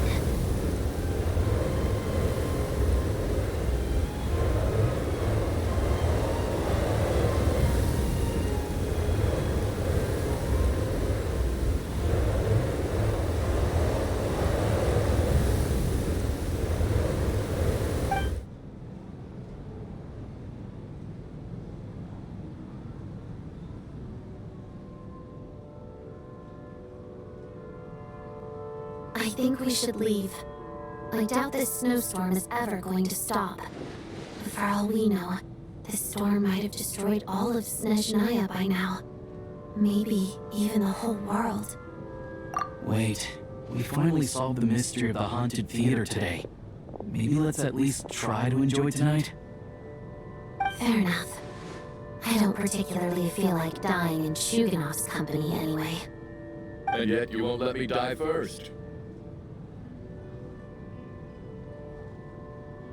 Hey, Chuganov, on a serious note, if we do make it out of here, you should close down that factory of yours. A lot of people are freezing thanks to you. Is this really the time to be discussing my factory? All right, fine. I'll shut it down. Doesn't matter to me anymore.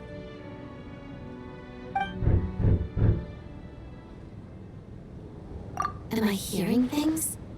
Or was that a knock at the door? There it is again. But I don't understand. The snowstorm hasn't stopped, has it? Should we open the door? Is this it? Is this nightmare finally over? If the last few days are anything to go by, I probably shouldn't be getting my hopes up. Whatever lies beyond that door at this moment, it could be something even more terrifying than everything we've been through so far.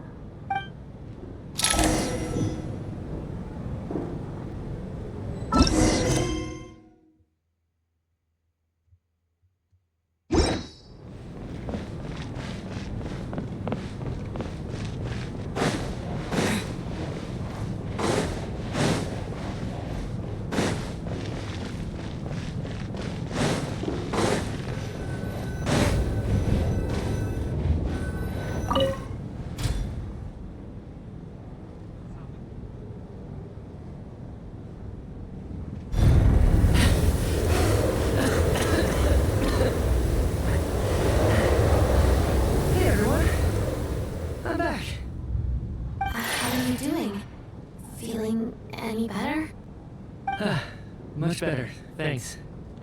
Whew, it is so good to have you guys here. I was a little worried that the theater would be empty by the time I got back.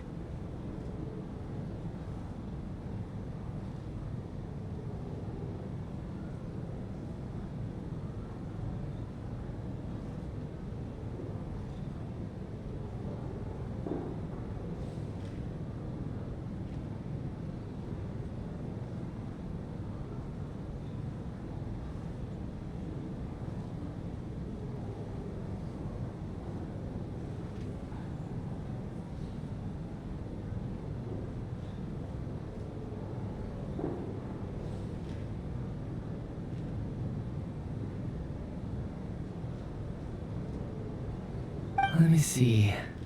Tonya and Vodunitsa are missing, which means Vodunitsa died last night. And then you discovered that Tonya was the other dead person. Am I Not Tonya. Pitaska. First, tell us how you made it back here. Given the conditions outside, no one should be able to return alive.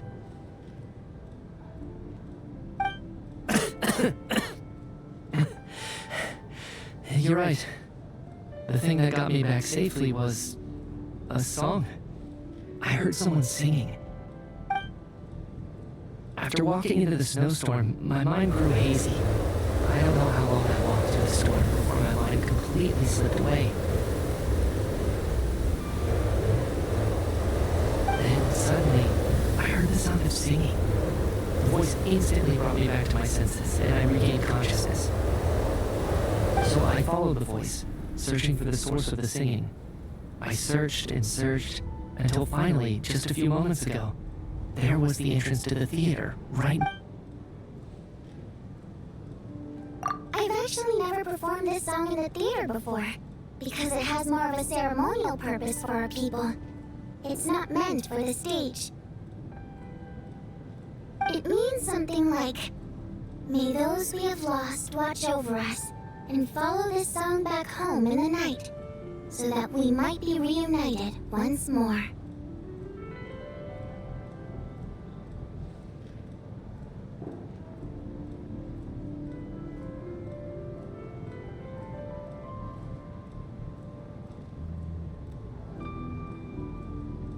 That must have been Vodyanitsa's Requiem. Who knew it actually worked? That song is meant to guide the souls of the dead. Mitya, that must mean that you... Huh. No kidding. Huh? Seems like I guess right then. This is what I've been so desperate to tell you about. When I first stepped out of the theater, I was still quite lucid. My memory of it is still pretty intact. I remember the outside world being completely different than what I expected. It was like this was a world where only the snowstorm existed. There wasn't a trace of any humans or buildings ever having been there. I don't know how else to describe it, except to say that it just didn't seem like the real world. And as for the Requiem, if I was guided here by Vodyanitsa's song, it can only mean that I must already be dead. And this is my soul, not my body. But I didn't experience a clear moment of death while I was out there. Nor do I feel any different now than before I walked into the snowstorm. You don't seem any different to me either. In fact, this is something I've been wondering about for a while now. If souls aren't physical, shouldn't they lack tangible form? Both Shram and Patashka were clearly deceased, and yet their souls didn't look or feel like ghosts at all. This raises a truly terrible thought. Is that really what Mitya is suggesting?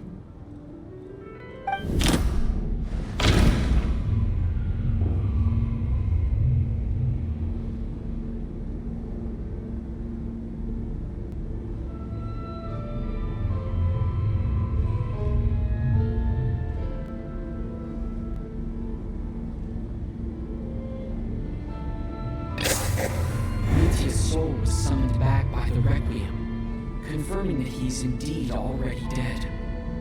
And yet, he looks no different from us.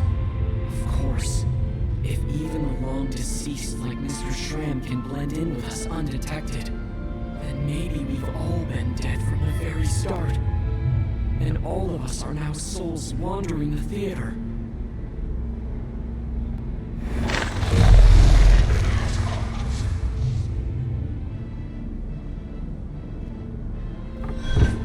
Yes. I think that this is probably the afterlife.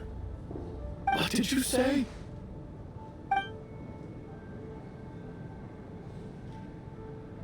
You heard me. We died in the theater. All of us did. But due to an obstruction in the theater's ley lines, our souls are trapped here, while an endless, infinite snowstorm rages outside.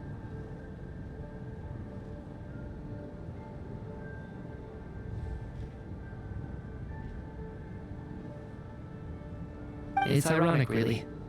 All that time, we were working so hard to figure out who the deceased among us were, when the truth was, we were all deceased.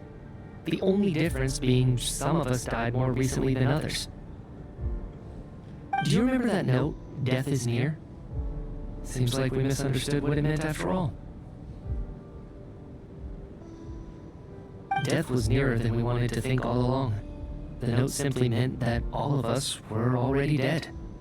So all our attempts to survive, our search for the deceased, it was all for nothing?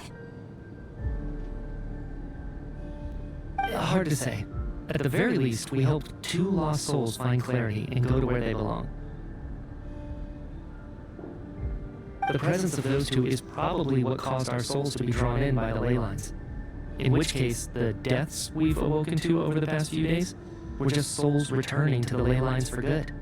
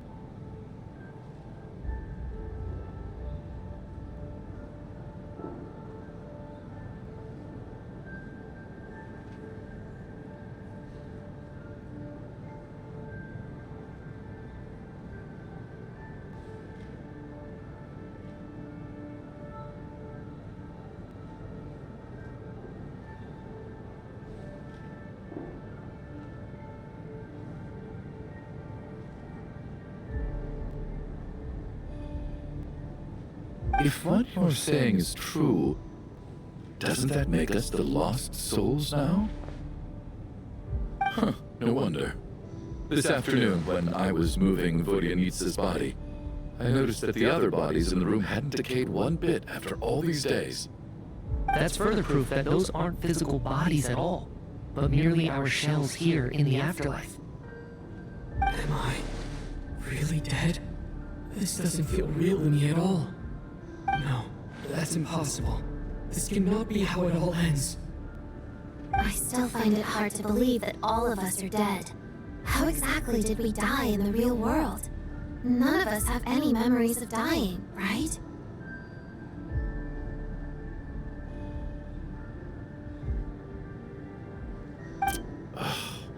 Not even knowing how we died is preposterous. Good grief! Surely there has to be some reason. Exactly. It's hard to rest in peace when you don't even know how you died. It gave me lots to think about as I strode out into the snowstorm.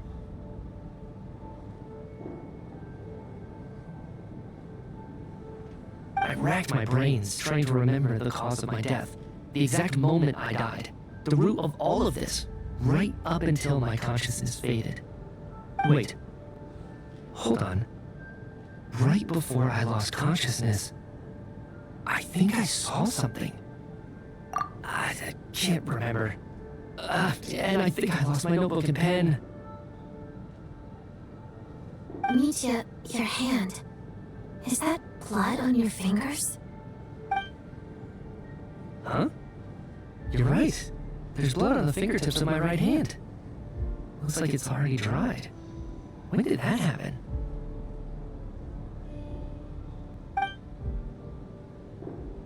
What the? Ранова и Сонет были созданы для сотрудничества.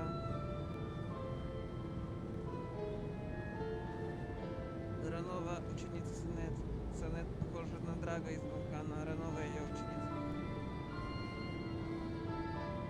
I guess this was what I saw. I must have desperately drawn it in my own blood right before losing consciousness. What's wrong? Do you recognize the symbol? It's Renova, the ruler of death. Alosha, do you still remember that Snezhnayan folktale you told me about? It was about the Grim Reaper. When someone's about to die, he appears as an incarnation of someone familiar to guide their soul into the afterlife.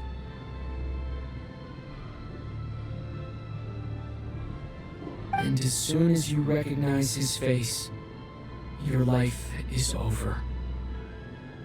I heard a similar tale when I was little. You think the Grim Reaper in this story refers to the ruler of death you mentioned? That's right. In which case, death is near could also mean that the Grim Reaper is here disguised in a familiar form. death, the deceased, and the Grim Reaper? So it's a triple entendre. When I first saw this note, I thought it contradicted the investigation report. But now it seems like that was the whole intention. So the Grim Reaper deliberately misled us. Then, we started suspecting each other and searched for the deceased while they hid in plain sight. By that logic, the one person most likely to be the Grim Reaper incarnate is...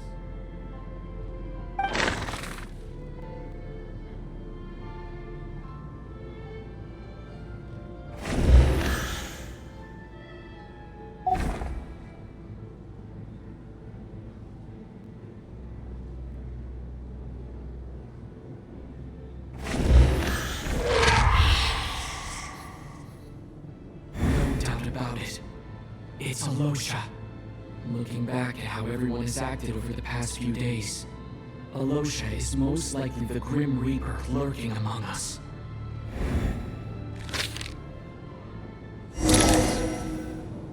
Is it you, Alosha?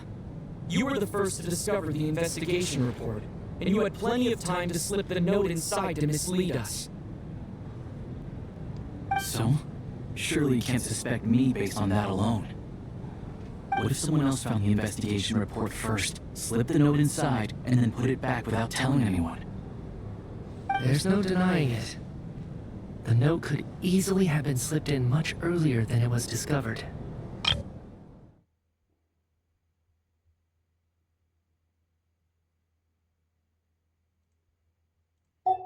That's not all. I've also noticed that although on the surface, Valeri, Mitya, and sometimes I were the ones taking charge. Looking back now, even though you didn't say much, you were always subtly guiding everyone from the sidelines. What do you mean? You were the one who emphasized how dangerous it was outside and insisted we all stay here. It was also you who suggested that we all sleep in the same place. And earlier today, you tried to convince Patashka to stay. I don't understand why, but it was out of character. So, you didn't understand my intentions, and now you're assuming the worst. Seems pretty unreasonable if you ask me. He still won't admit it. Fine.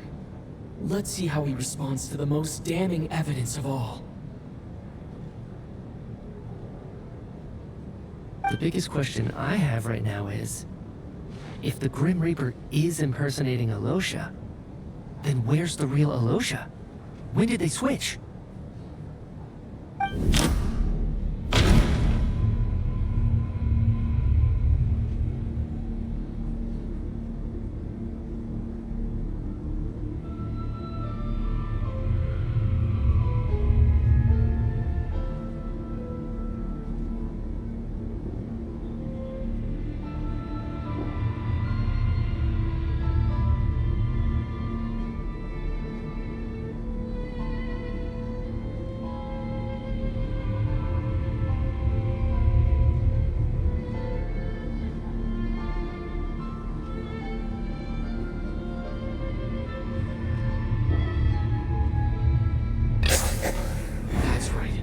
This was the moment.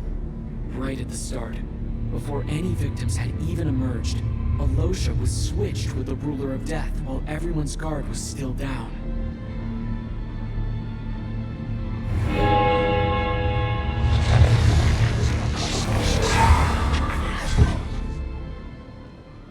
When all this began, right after the performance ended and the snowstorm began to pick up, no one suspected anything unusual. We just assumed we were snowed in. It wasn't until we discovered the bodies the morning after that we realized something out of the ordinary was going on. But it's clear now that the oddities actually started earlier than that, when Dimov walked into the snowstorm and never came back.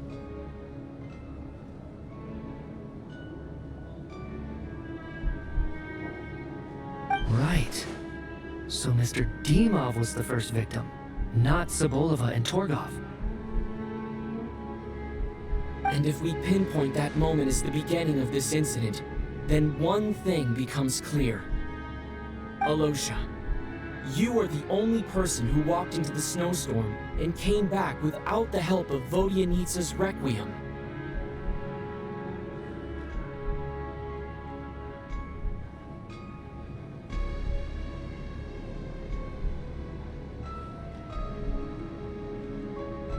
More precisely, Alosha never came back at all. The one who came back was the Grim Reaper. Not bad. Well, since you've backed me into a corner, I suppose there's no point in keeping up the act anymore.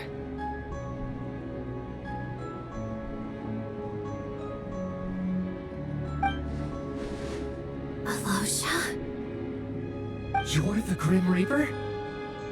I am no such tired cliche. Mortals should address me as the ruler of death.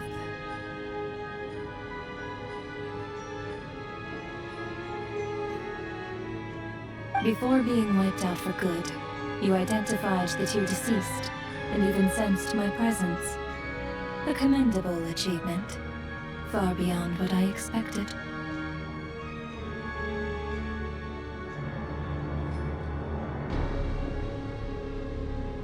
I heard you can ferry souls. Those deaths each night. Were they your doing?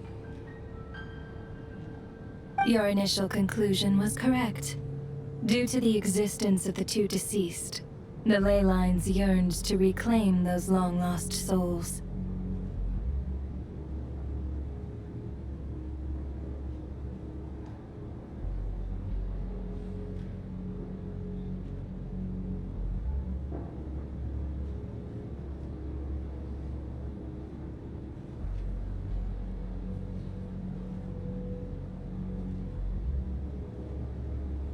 Every night, they devoured an equal number of souls to fill the void. This required no intervention from me. Though, of course, ferrying souls is indeed my authority. Here, take a look.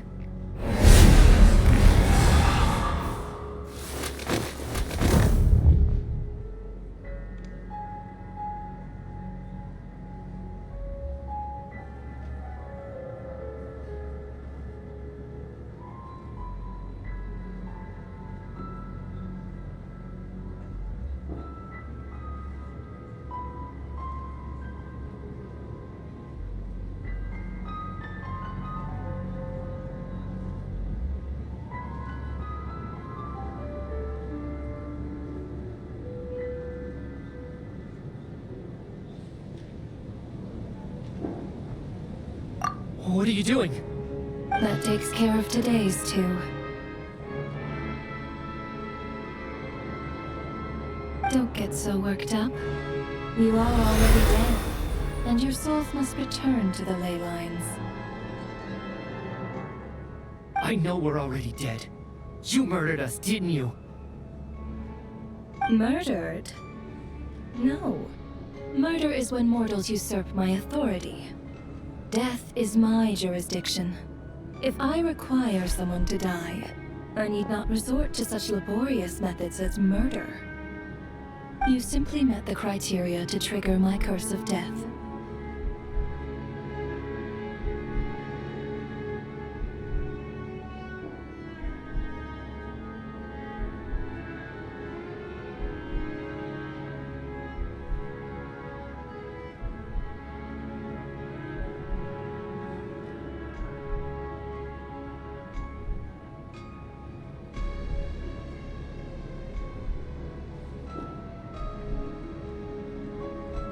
I know about the curse of immortality. So there's another death-related curse too? You cursed us? When? And why would you do such a thing? So often, humans pray to me, begging to know when their death will come, and what form it will take. But few people ask why. If you must have an answer, know that death comes simply because one's time has come.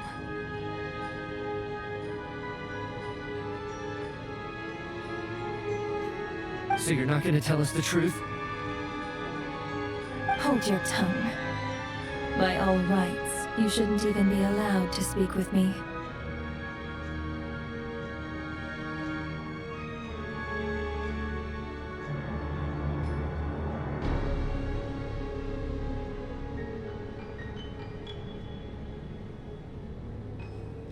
Those angels from the past are to blame for the reckless renovation of the ley lines here. It's made my work on this occasion infuriatingly complicated.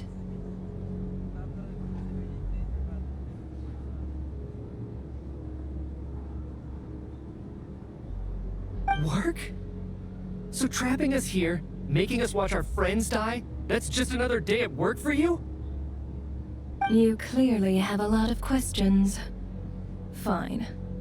As a reward for your remarkable accomplishments over the past few days, I shall answer a few of your inquiries, provided they aren't too unreasonable.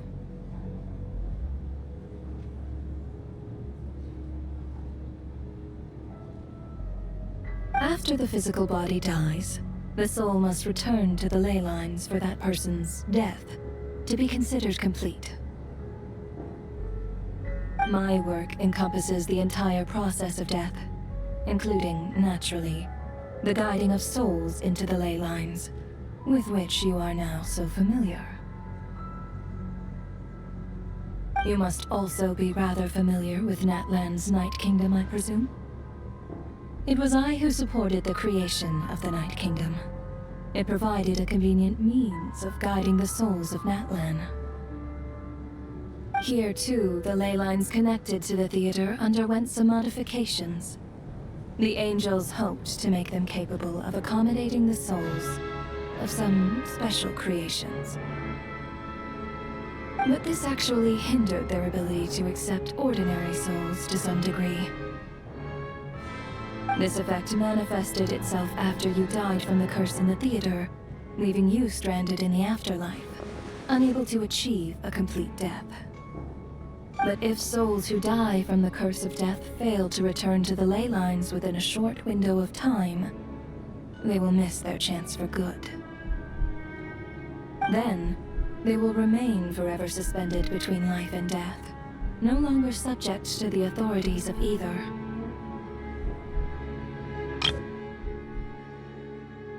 So if you don't resolve this matter soon, and see all our souls return to the ley lines before long, we'll escape your control. Mitya is sharp. This must be what Renova was worried might happen, and the reason she got involved to begin with.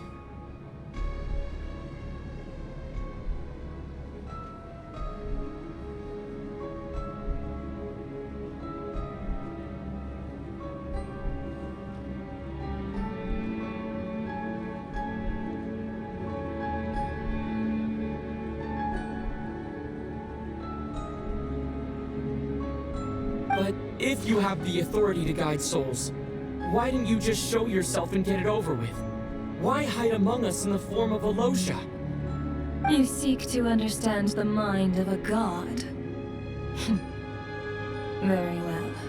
I'll tell you. This is a theater, and I decided I wanted to watch a show about death. That's why I encouraged you to take the events to the stage. I found myself getting quite immersed. I suppose the entertainment you provided makes up for all the trouble you've caused me by being so defiant in the face of death. There. Are you happy with my answer? Can't say I am. Really? But it fits the stereotypes you humans have about gods. Just moments ago, you were complaining about how infuriatingly complicated your work here has been.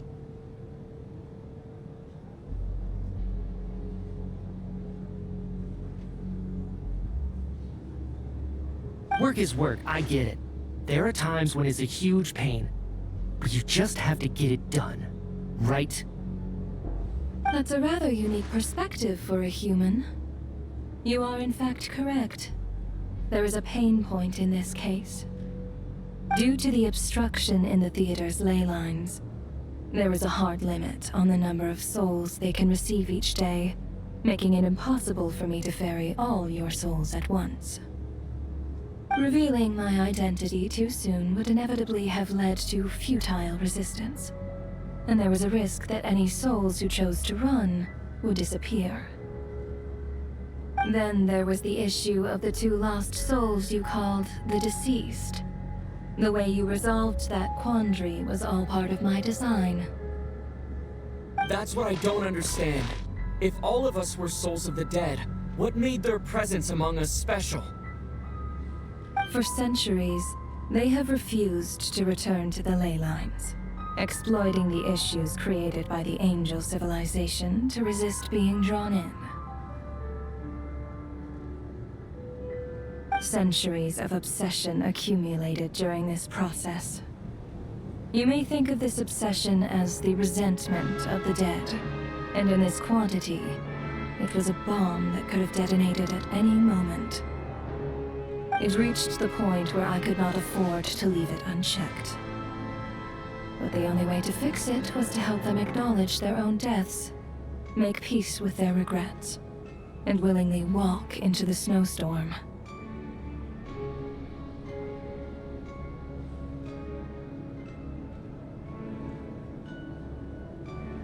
Only then, with my guidance, could they finally return to the ley lines. Otherwise, you would not like to know what the consequences would have been. I vaguely remember seeing Patashka, but in the most terrifying form. Was that in a dream? Is that what would have become of her if she hadn't returned to the ley lines? I see your dreams brought you many revelations. So you see, death in fact grants wisdom to mortals. Souls connect to all things in the world, and see the chain of cause and effect between them. It's nothing unusual.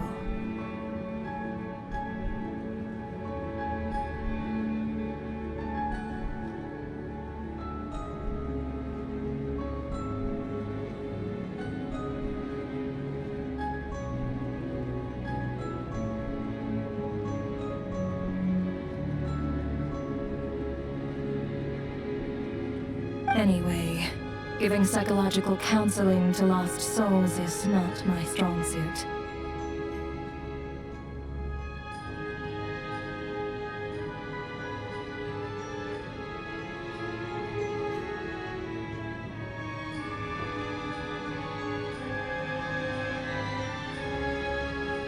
That is more of an meanwhile, of course. Their presence caused the souls of other members of your party to return to the ley lines each night. From where I stand, that was killing 2 birds with 1 stone. That is more of an angel's role. It was something I could not resolve directly using my authority, so I decided it was easier to leave the bomb defusal to you.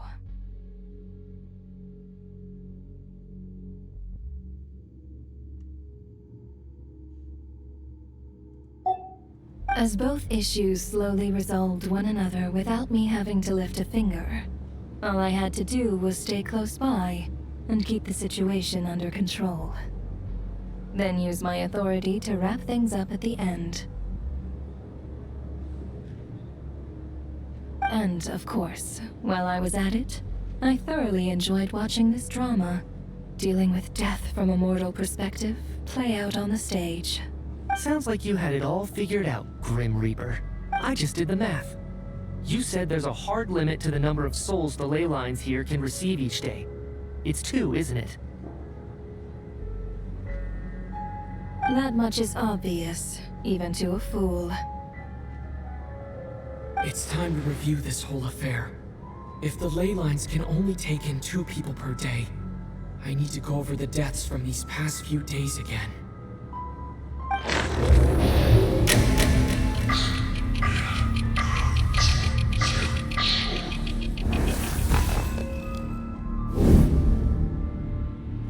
Looking back now, none of us had the faintest idea at the time.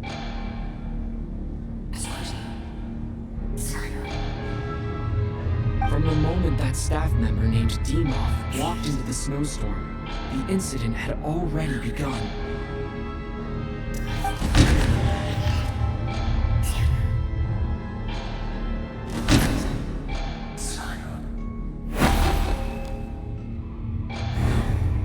Let me go over this.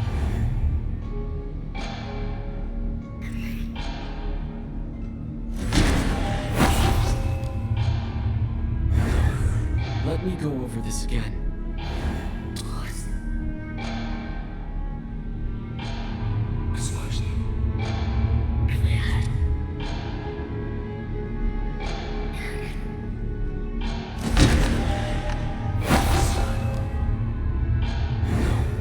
Let me go over this.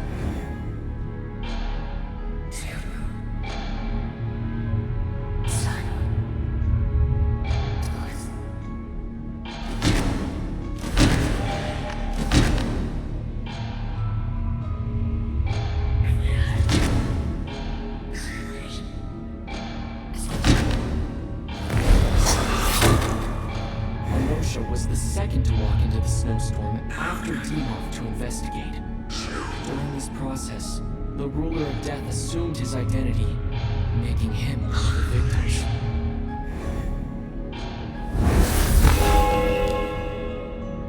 During our first night in the theater, everyone was caught up in the novelty of it all. No one could have expected there would be victims the very next morning. Despite all the confusion, and with the help of hindsight, we finally began to realize that something was amiss with the snowstorm.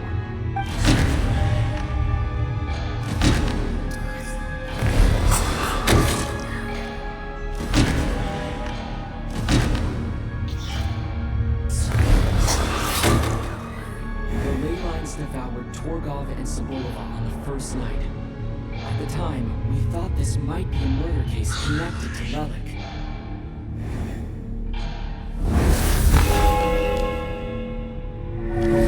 Spoke a lot that night.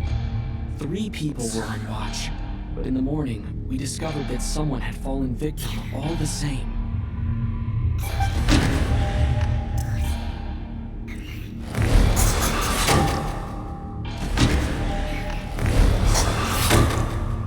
The deaths of Kulish and Rampana caused everyone to stop suspecting Lelik.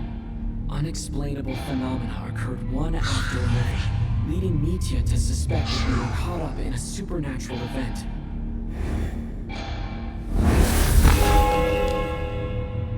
Later, we discovered that there seemed to be an extra person among us, and subsequently discovered the existence of the deceased.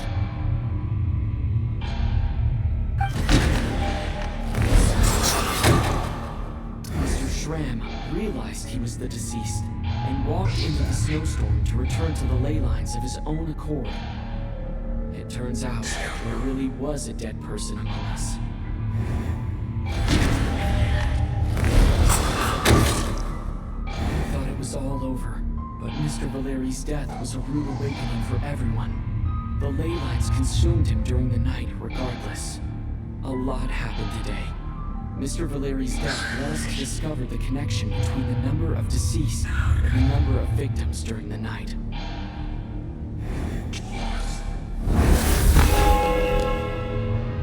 The fact that there was more than one deceased seemed to bring us back to square one. Odette revealed some information she had been keeping to herself.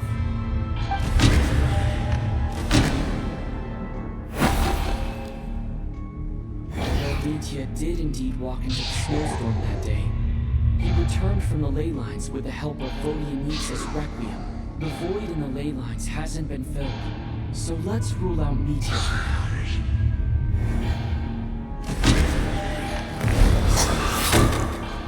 Vodianitsa was swallowed by the ley lines in her sleep, but the Requiem she sang before falling asleep was quite a game changer.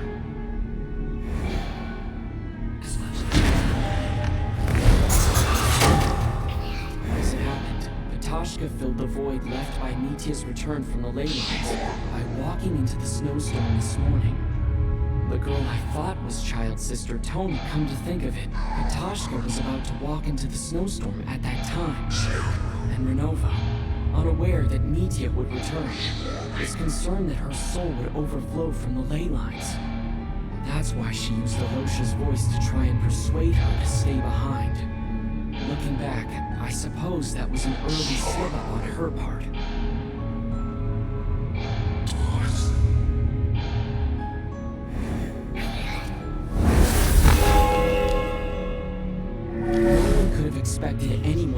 embarked into the snowstorm to return. But just after nightfall, Mitya returned, bringing crucial information with him.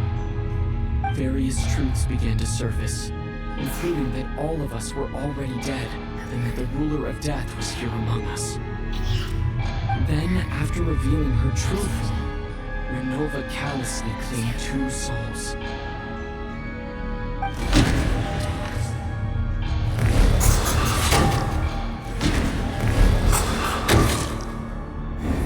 Everyone was already dead by the time we took the photo. And in the days since, we've experienced many more partings in the afterlife. Now, only Mitya and I remain. And the true culprit behind everything still stands before us. In Mitya's eyes, I see the same anger and frustration that I feel.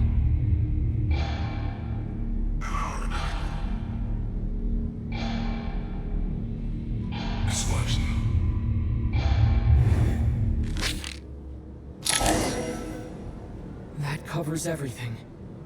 Your work isn't finished here yet, is it? The Traveler and I are still standing here, safe and sound.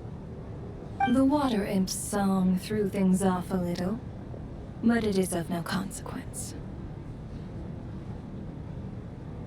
The ley lines have already anchored your soul, and the first ray of light tomorrow morning will take you back. I, meanwhile, need to review my attitude towards the water imp race. So the reunion in the night that Vodyanitsa mentioned, I suppose that was never meant to be a permanent reunion.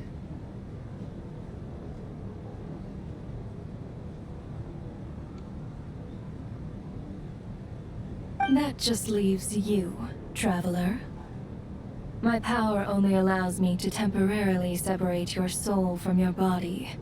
The ley lines of Tevat would not accept you. And your soul is firmly anchored to your body by your will. For a descender like you, who is not bound by Tevat's rules, your death can only be brought through the most violent of means, such as directly destroying either your body or soul. I have no interest in involving myself with Descenders, for now. Although, this may change if Asmodee remains missing, or you insist on interfering with our affairs. One last question then. All our struggles and sacrifices here, they were meaningless from the very beginning, weren't they? Death abides no reason. Besides, what you call sacrifice is merely a concept created by humanity.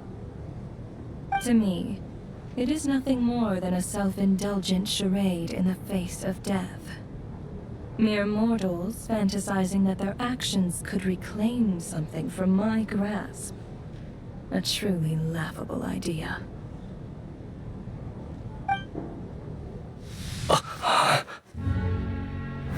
Grim Reaper, you really know how to get on my nerves. I'm not here to ingratiate myself with you. I kill, merely because your deaths are necessary. Oh, you've made that quite clear. But humans don't take well to being scorned. Not even by the gods.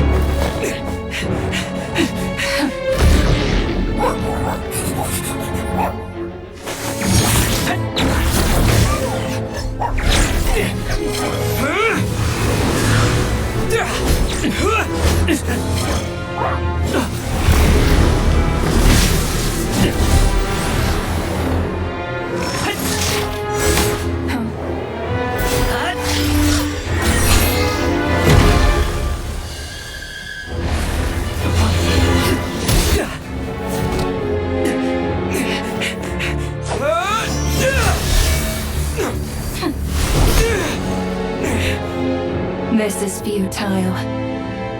You must know that you are powerless against me in my own domain. I suggest that you save your strength. For what? Maybe we can't change anything. But if nothing else, we can at least teach you to have some respect for the dead. Audacious.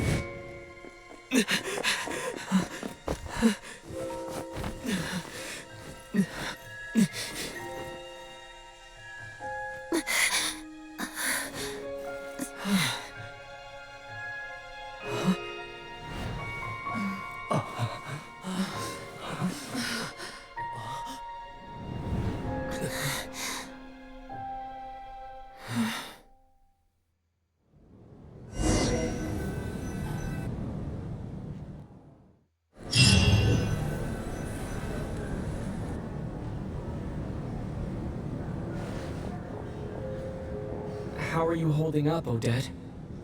What happened to me? How much do you remember? What do you mean?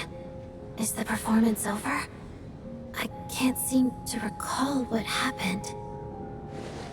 Has Odette already forgotten?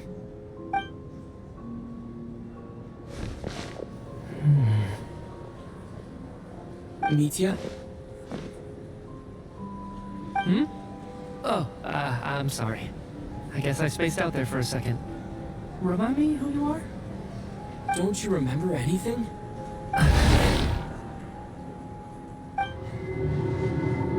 Yeah, I remember now, Conrad. Looks like we guessed right.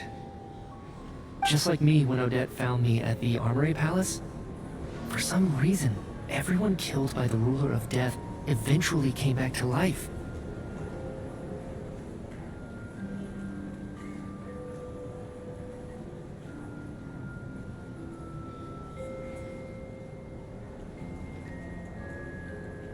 Just with one catch. They forgot what happened while they were dead. Odette and the others have already forgotten everything. Why were you able to remember this time? Could this be the reason? You said this is the Ruler of Death's symbol, right? I don't see anything there. You don't? Huh. Okay. I guess that makes sense. I carved this into my hand in the afterlife, so it's not visible in the physical world. Does that mean I carved this symbol into my soul? What an unsettling thought. Still, at least I get to remember what happened. I suppose it's a blessing in disguise. What about you, though? The Ruler of Death mentions that you're a descender? Is that why you can remember? A full explanation would get complicated very quickly. But that's essentially it. Well then, now that it's all over, let's figure out what we've learned. The first thing I notice is that everything here is precisely as we left it, right before our deaths. This confirms that time passes differently in the afterlife than in the real world. They say that right before death, time slows down, and your whole life flashes before your eyes. That must be how you know you have one foot in the afterlife by that point. Anyway, clearly the few days we spend in the afterlife probably only amounted to a few short minutes in the real world. This also aligns with previous reports of widespread temporary memory loss among the Armory Palace personnel. Now it seems likely that those were all brief deaths caused by the Grim Reaper's so-called curse of death. To those unaware of the truth, dying and coming back to life must feel similar to a short bout of catatonia. This leaves me with a couple big questions. What are the conditions that trigger this so-called curse of death? And why are we resurrected after we die? If nothing else, I think it shows that killing us wasn't her ultimate goal. We still don't know her true reasons for subjecting us to death. Right. This time only got complicated because of the situation with the theater's ley lines. That's why she had to approach it differently. If the previous incidents of amnesia among the researchers are anything to go by, killing us is usually a pretty routine matter.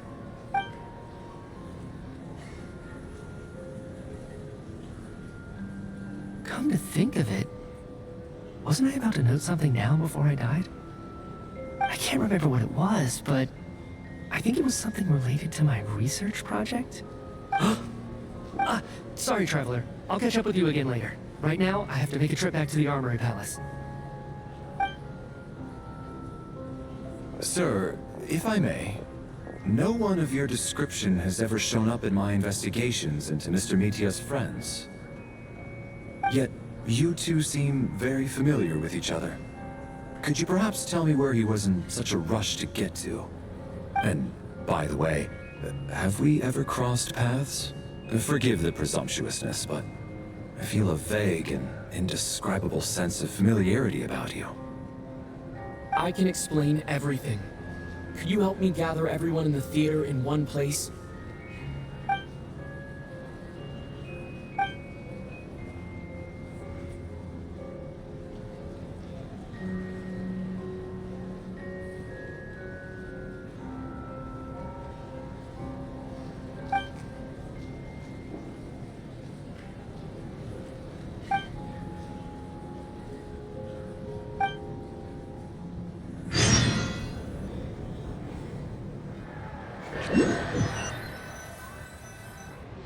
So Chuganov really is going to shut down the factory.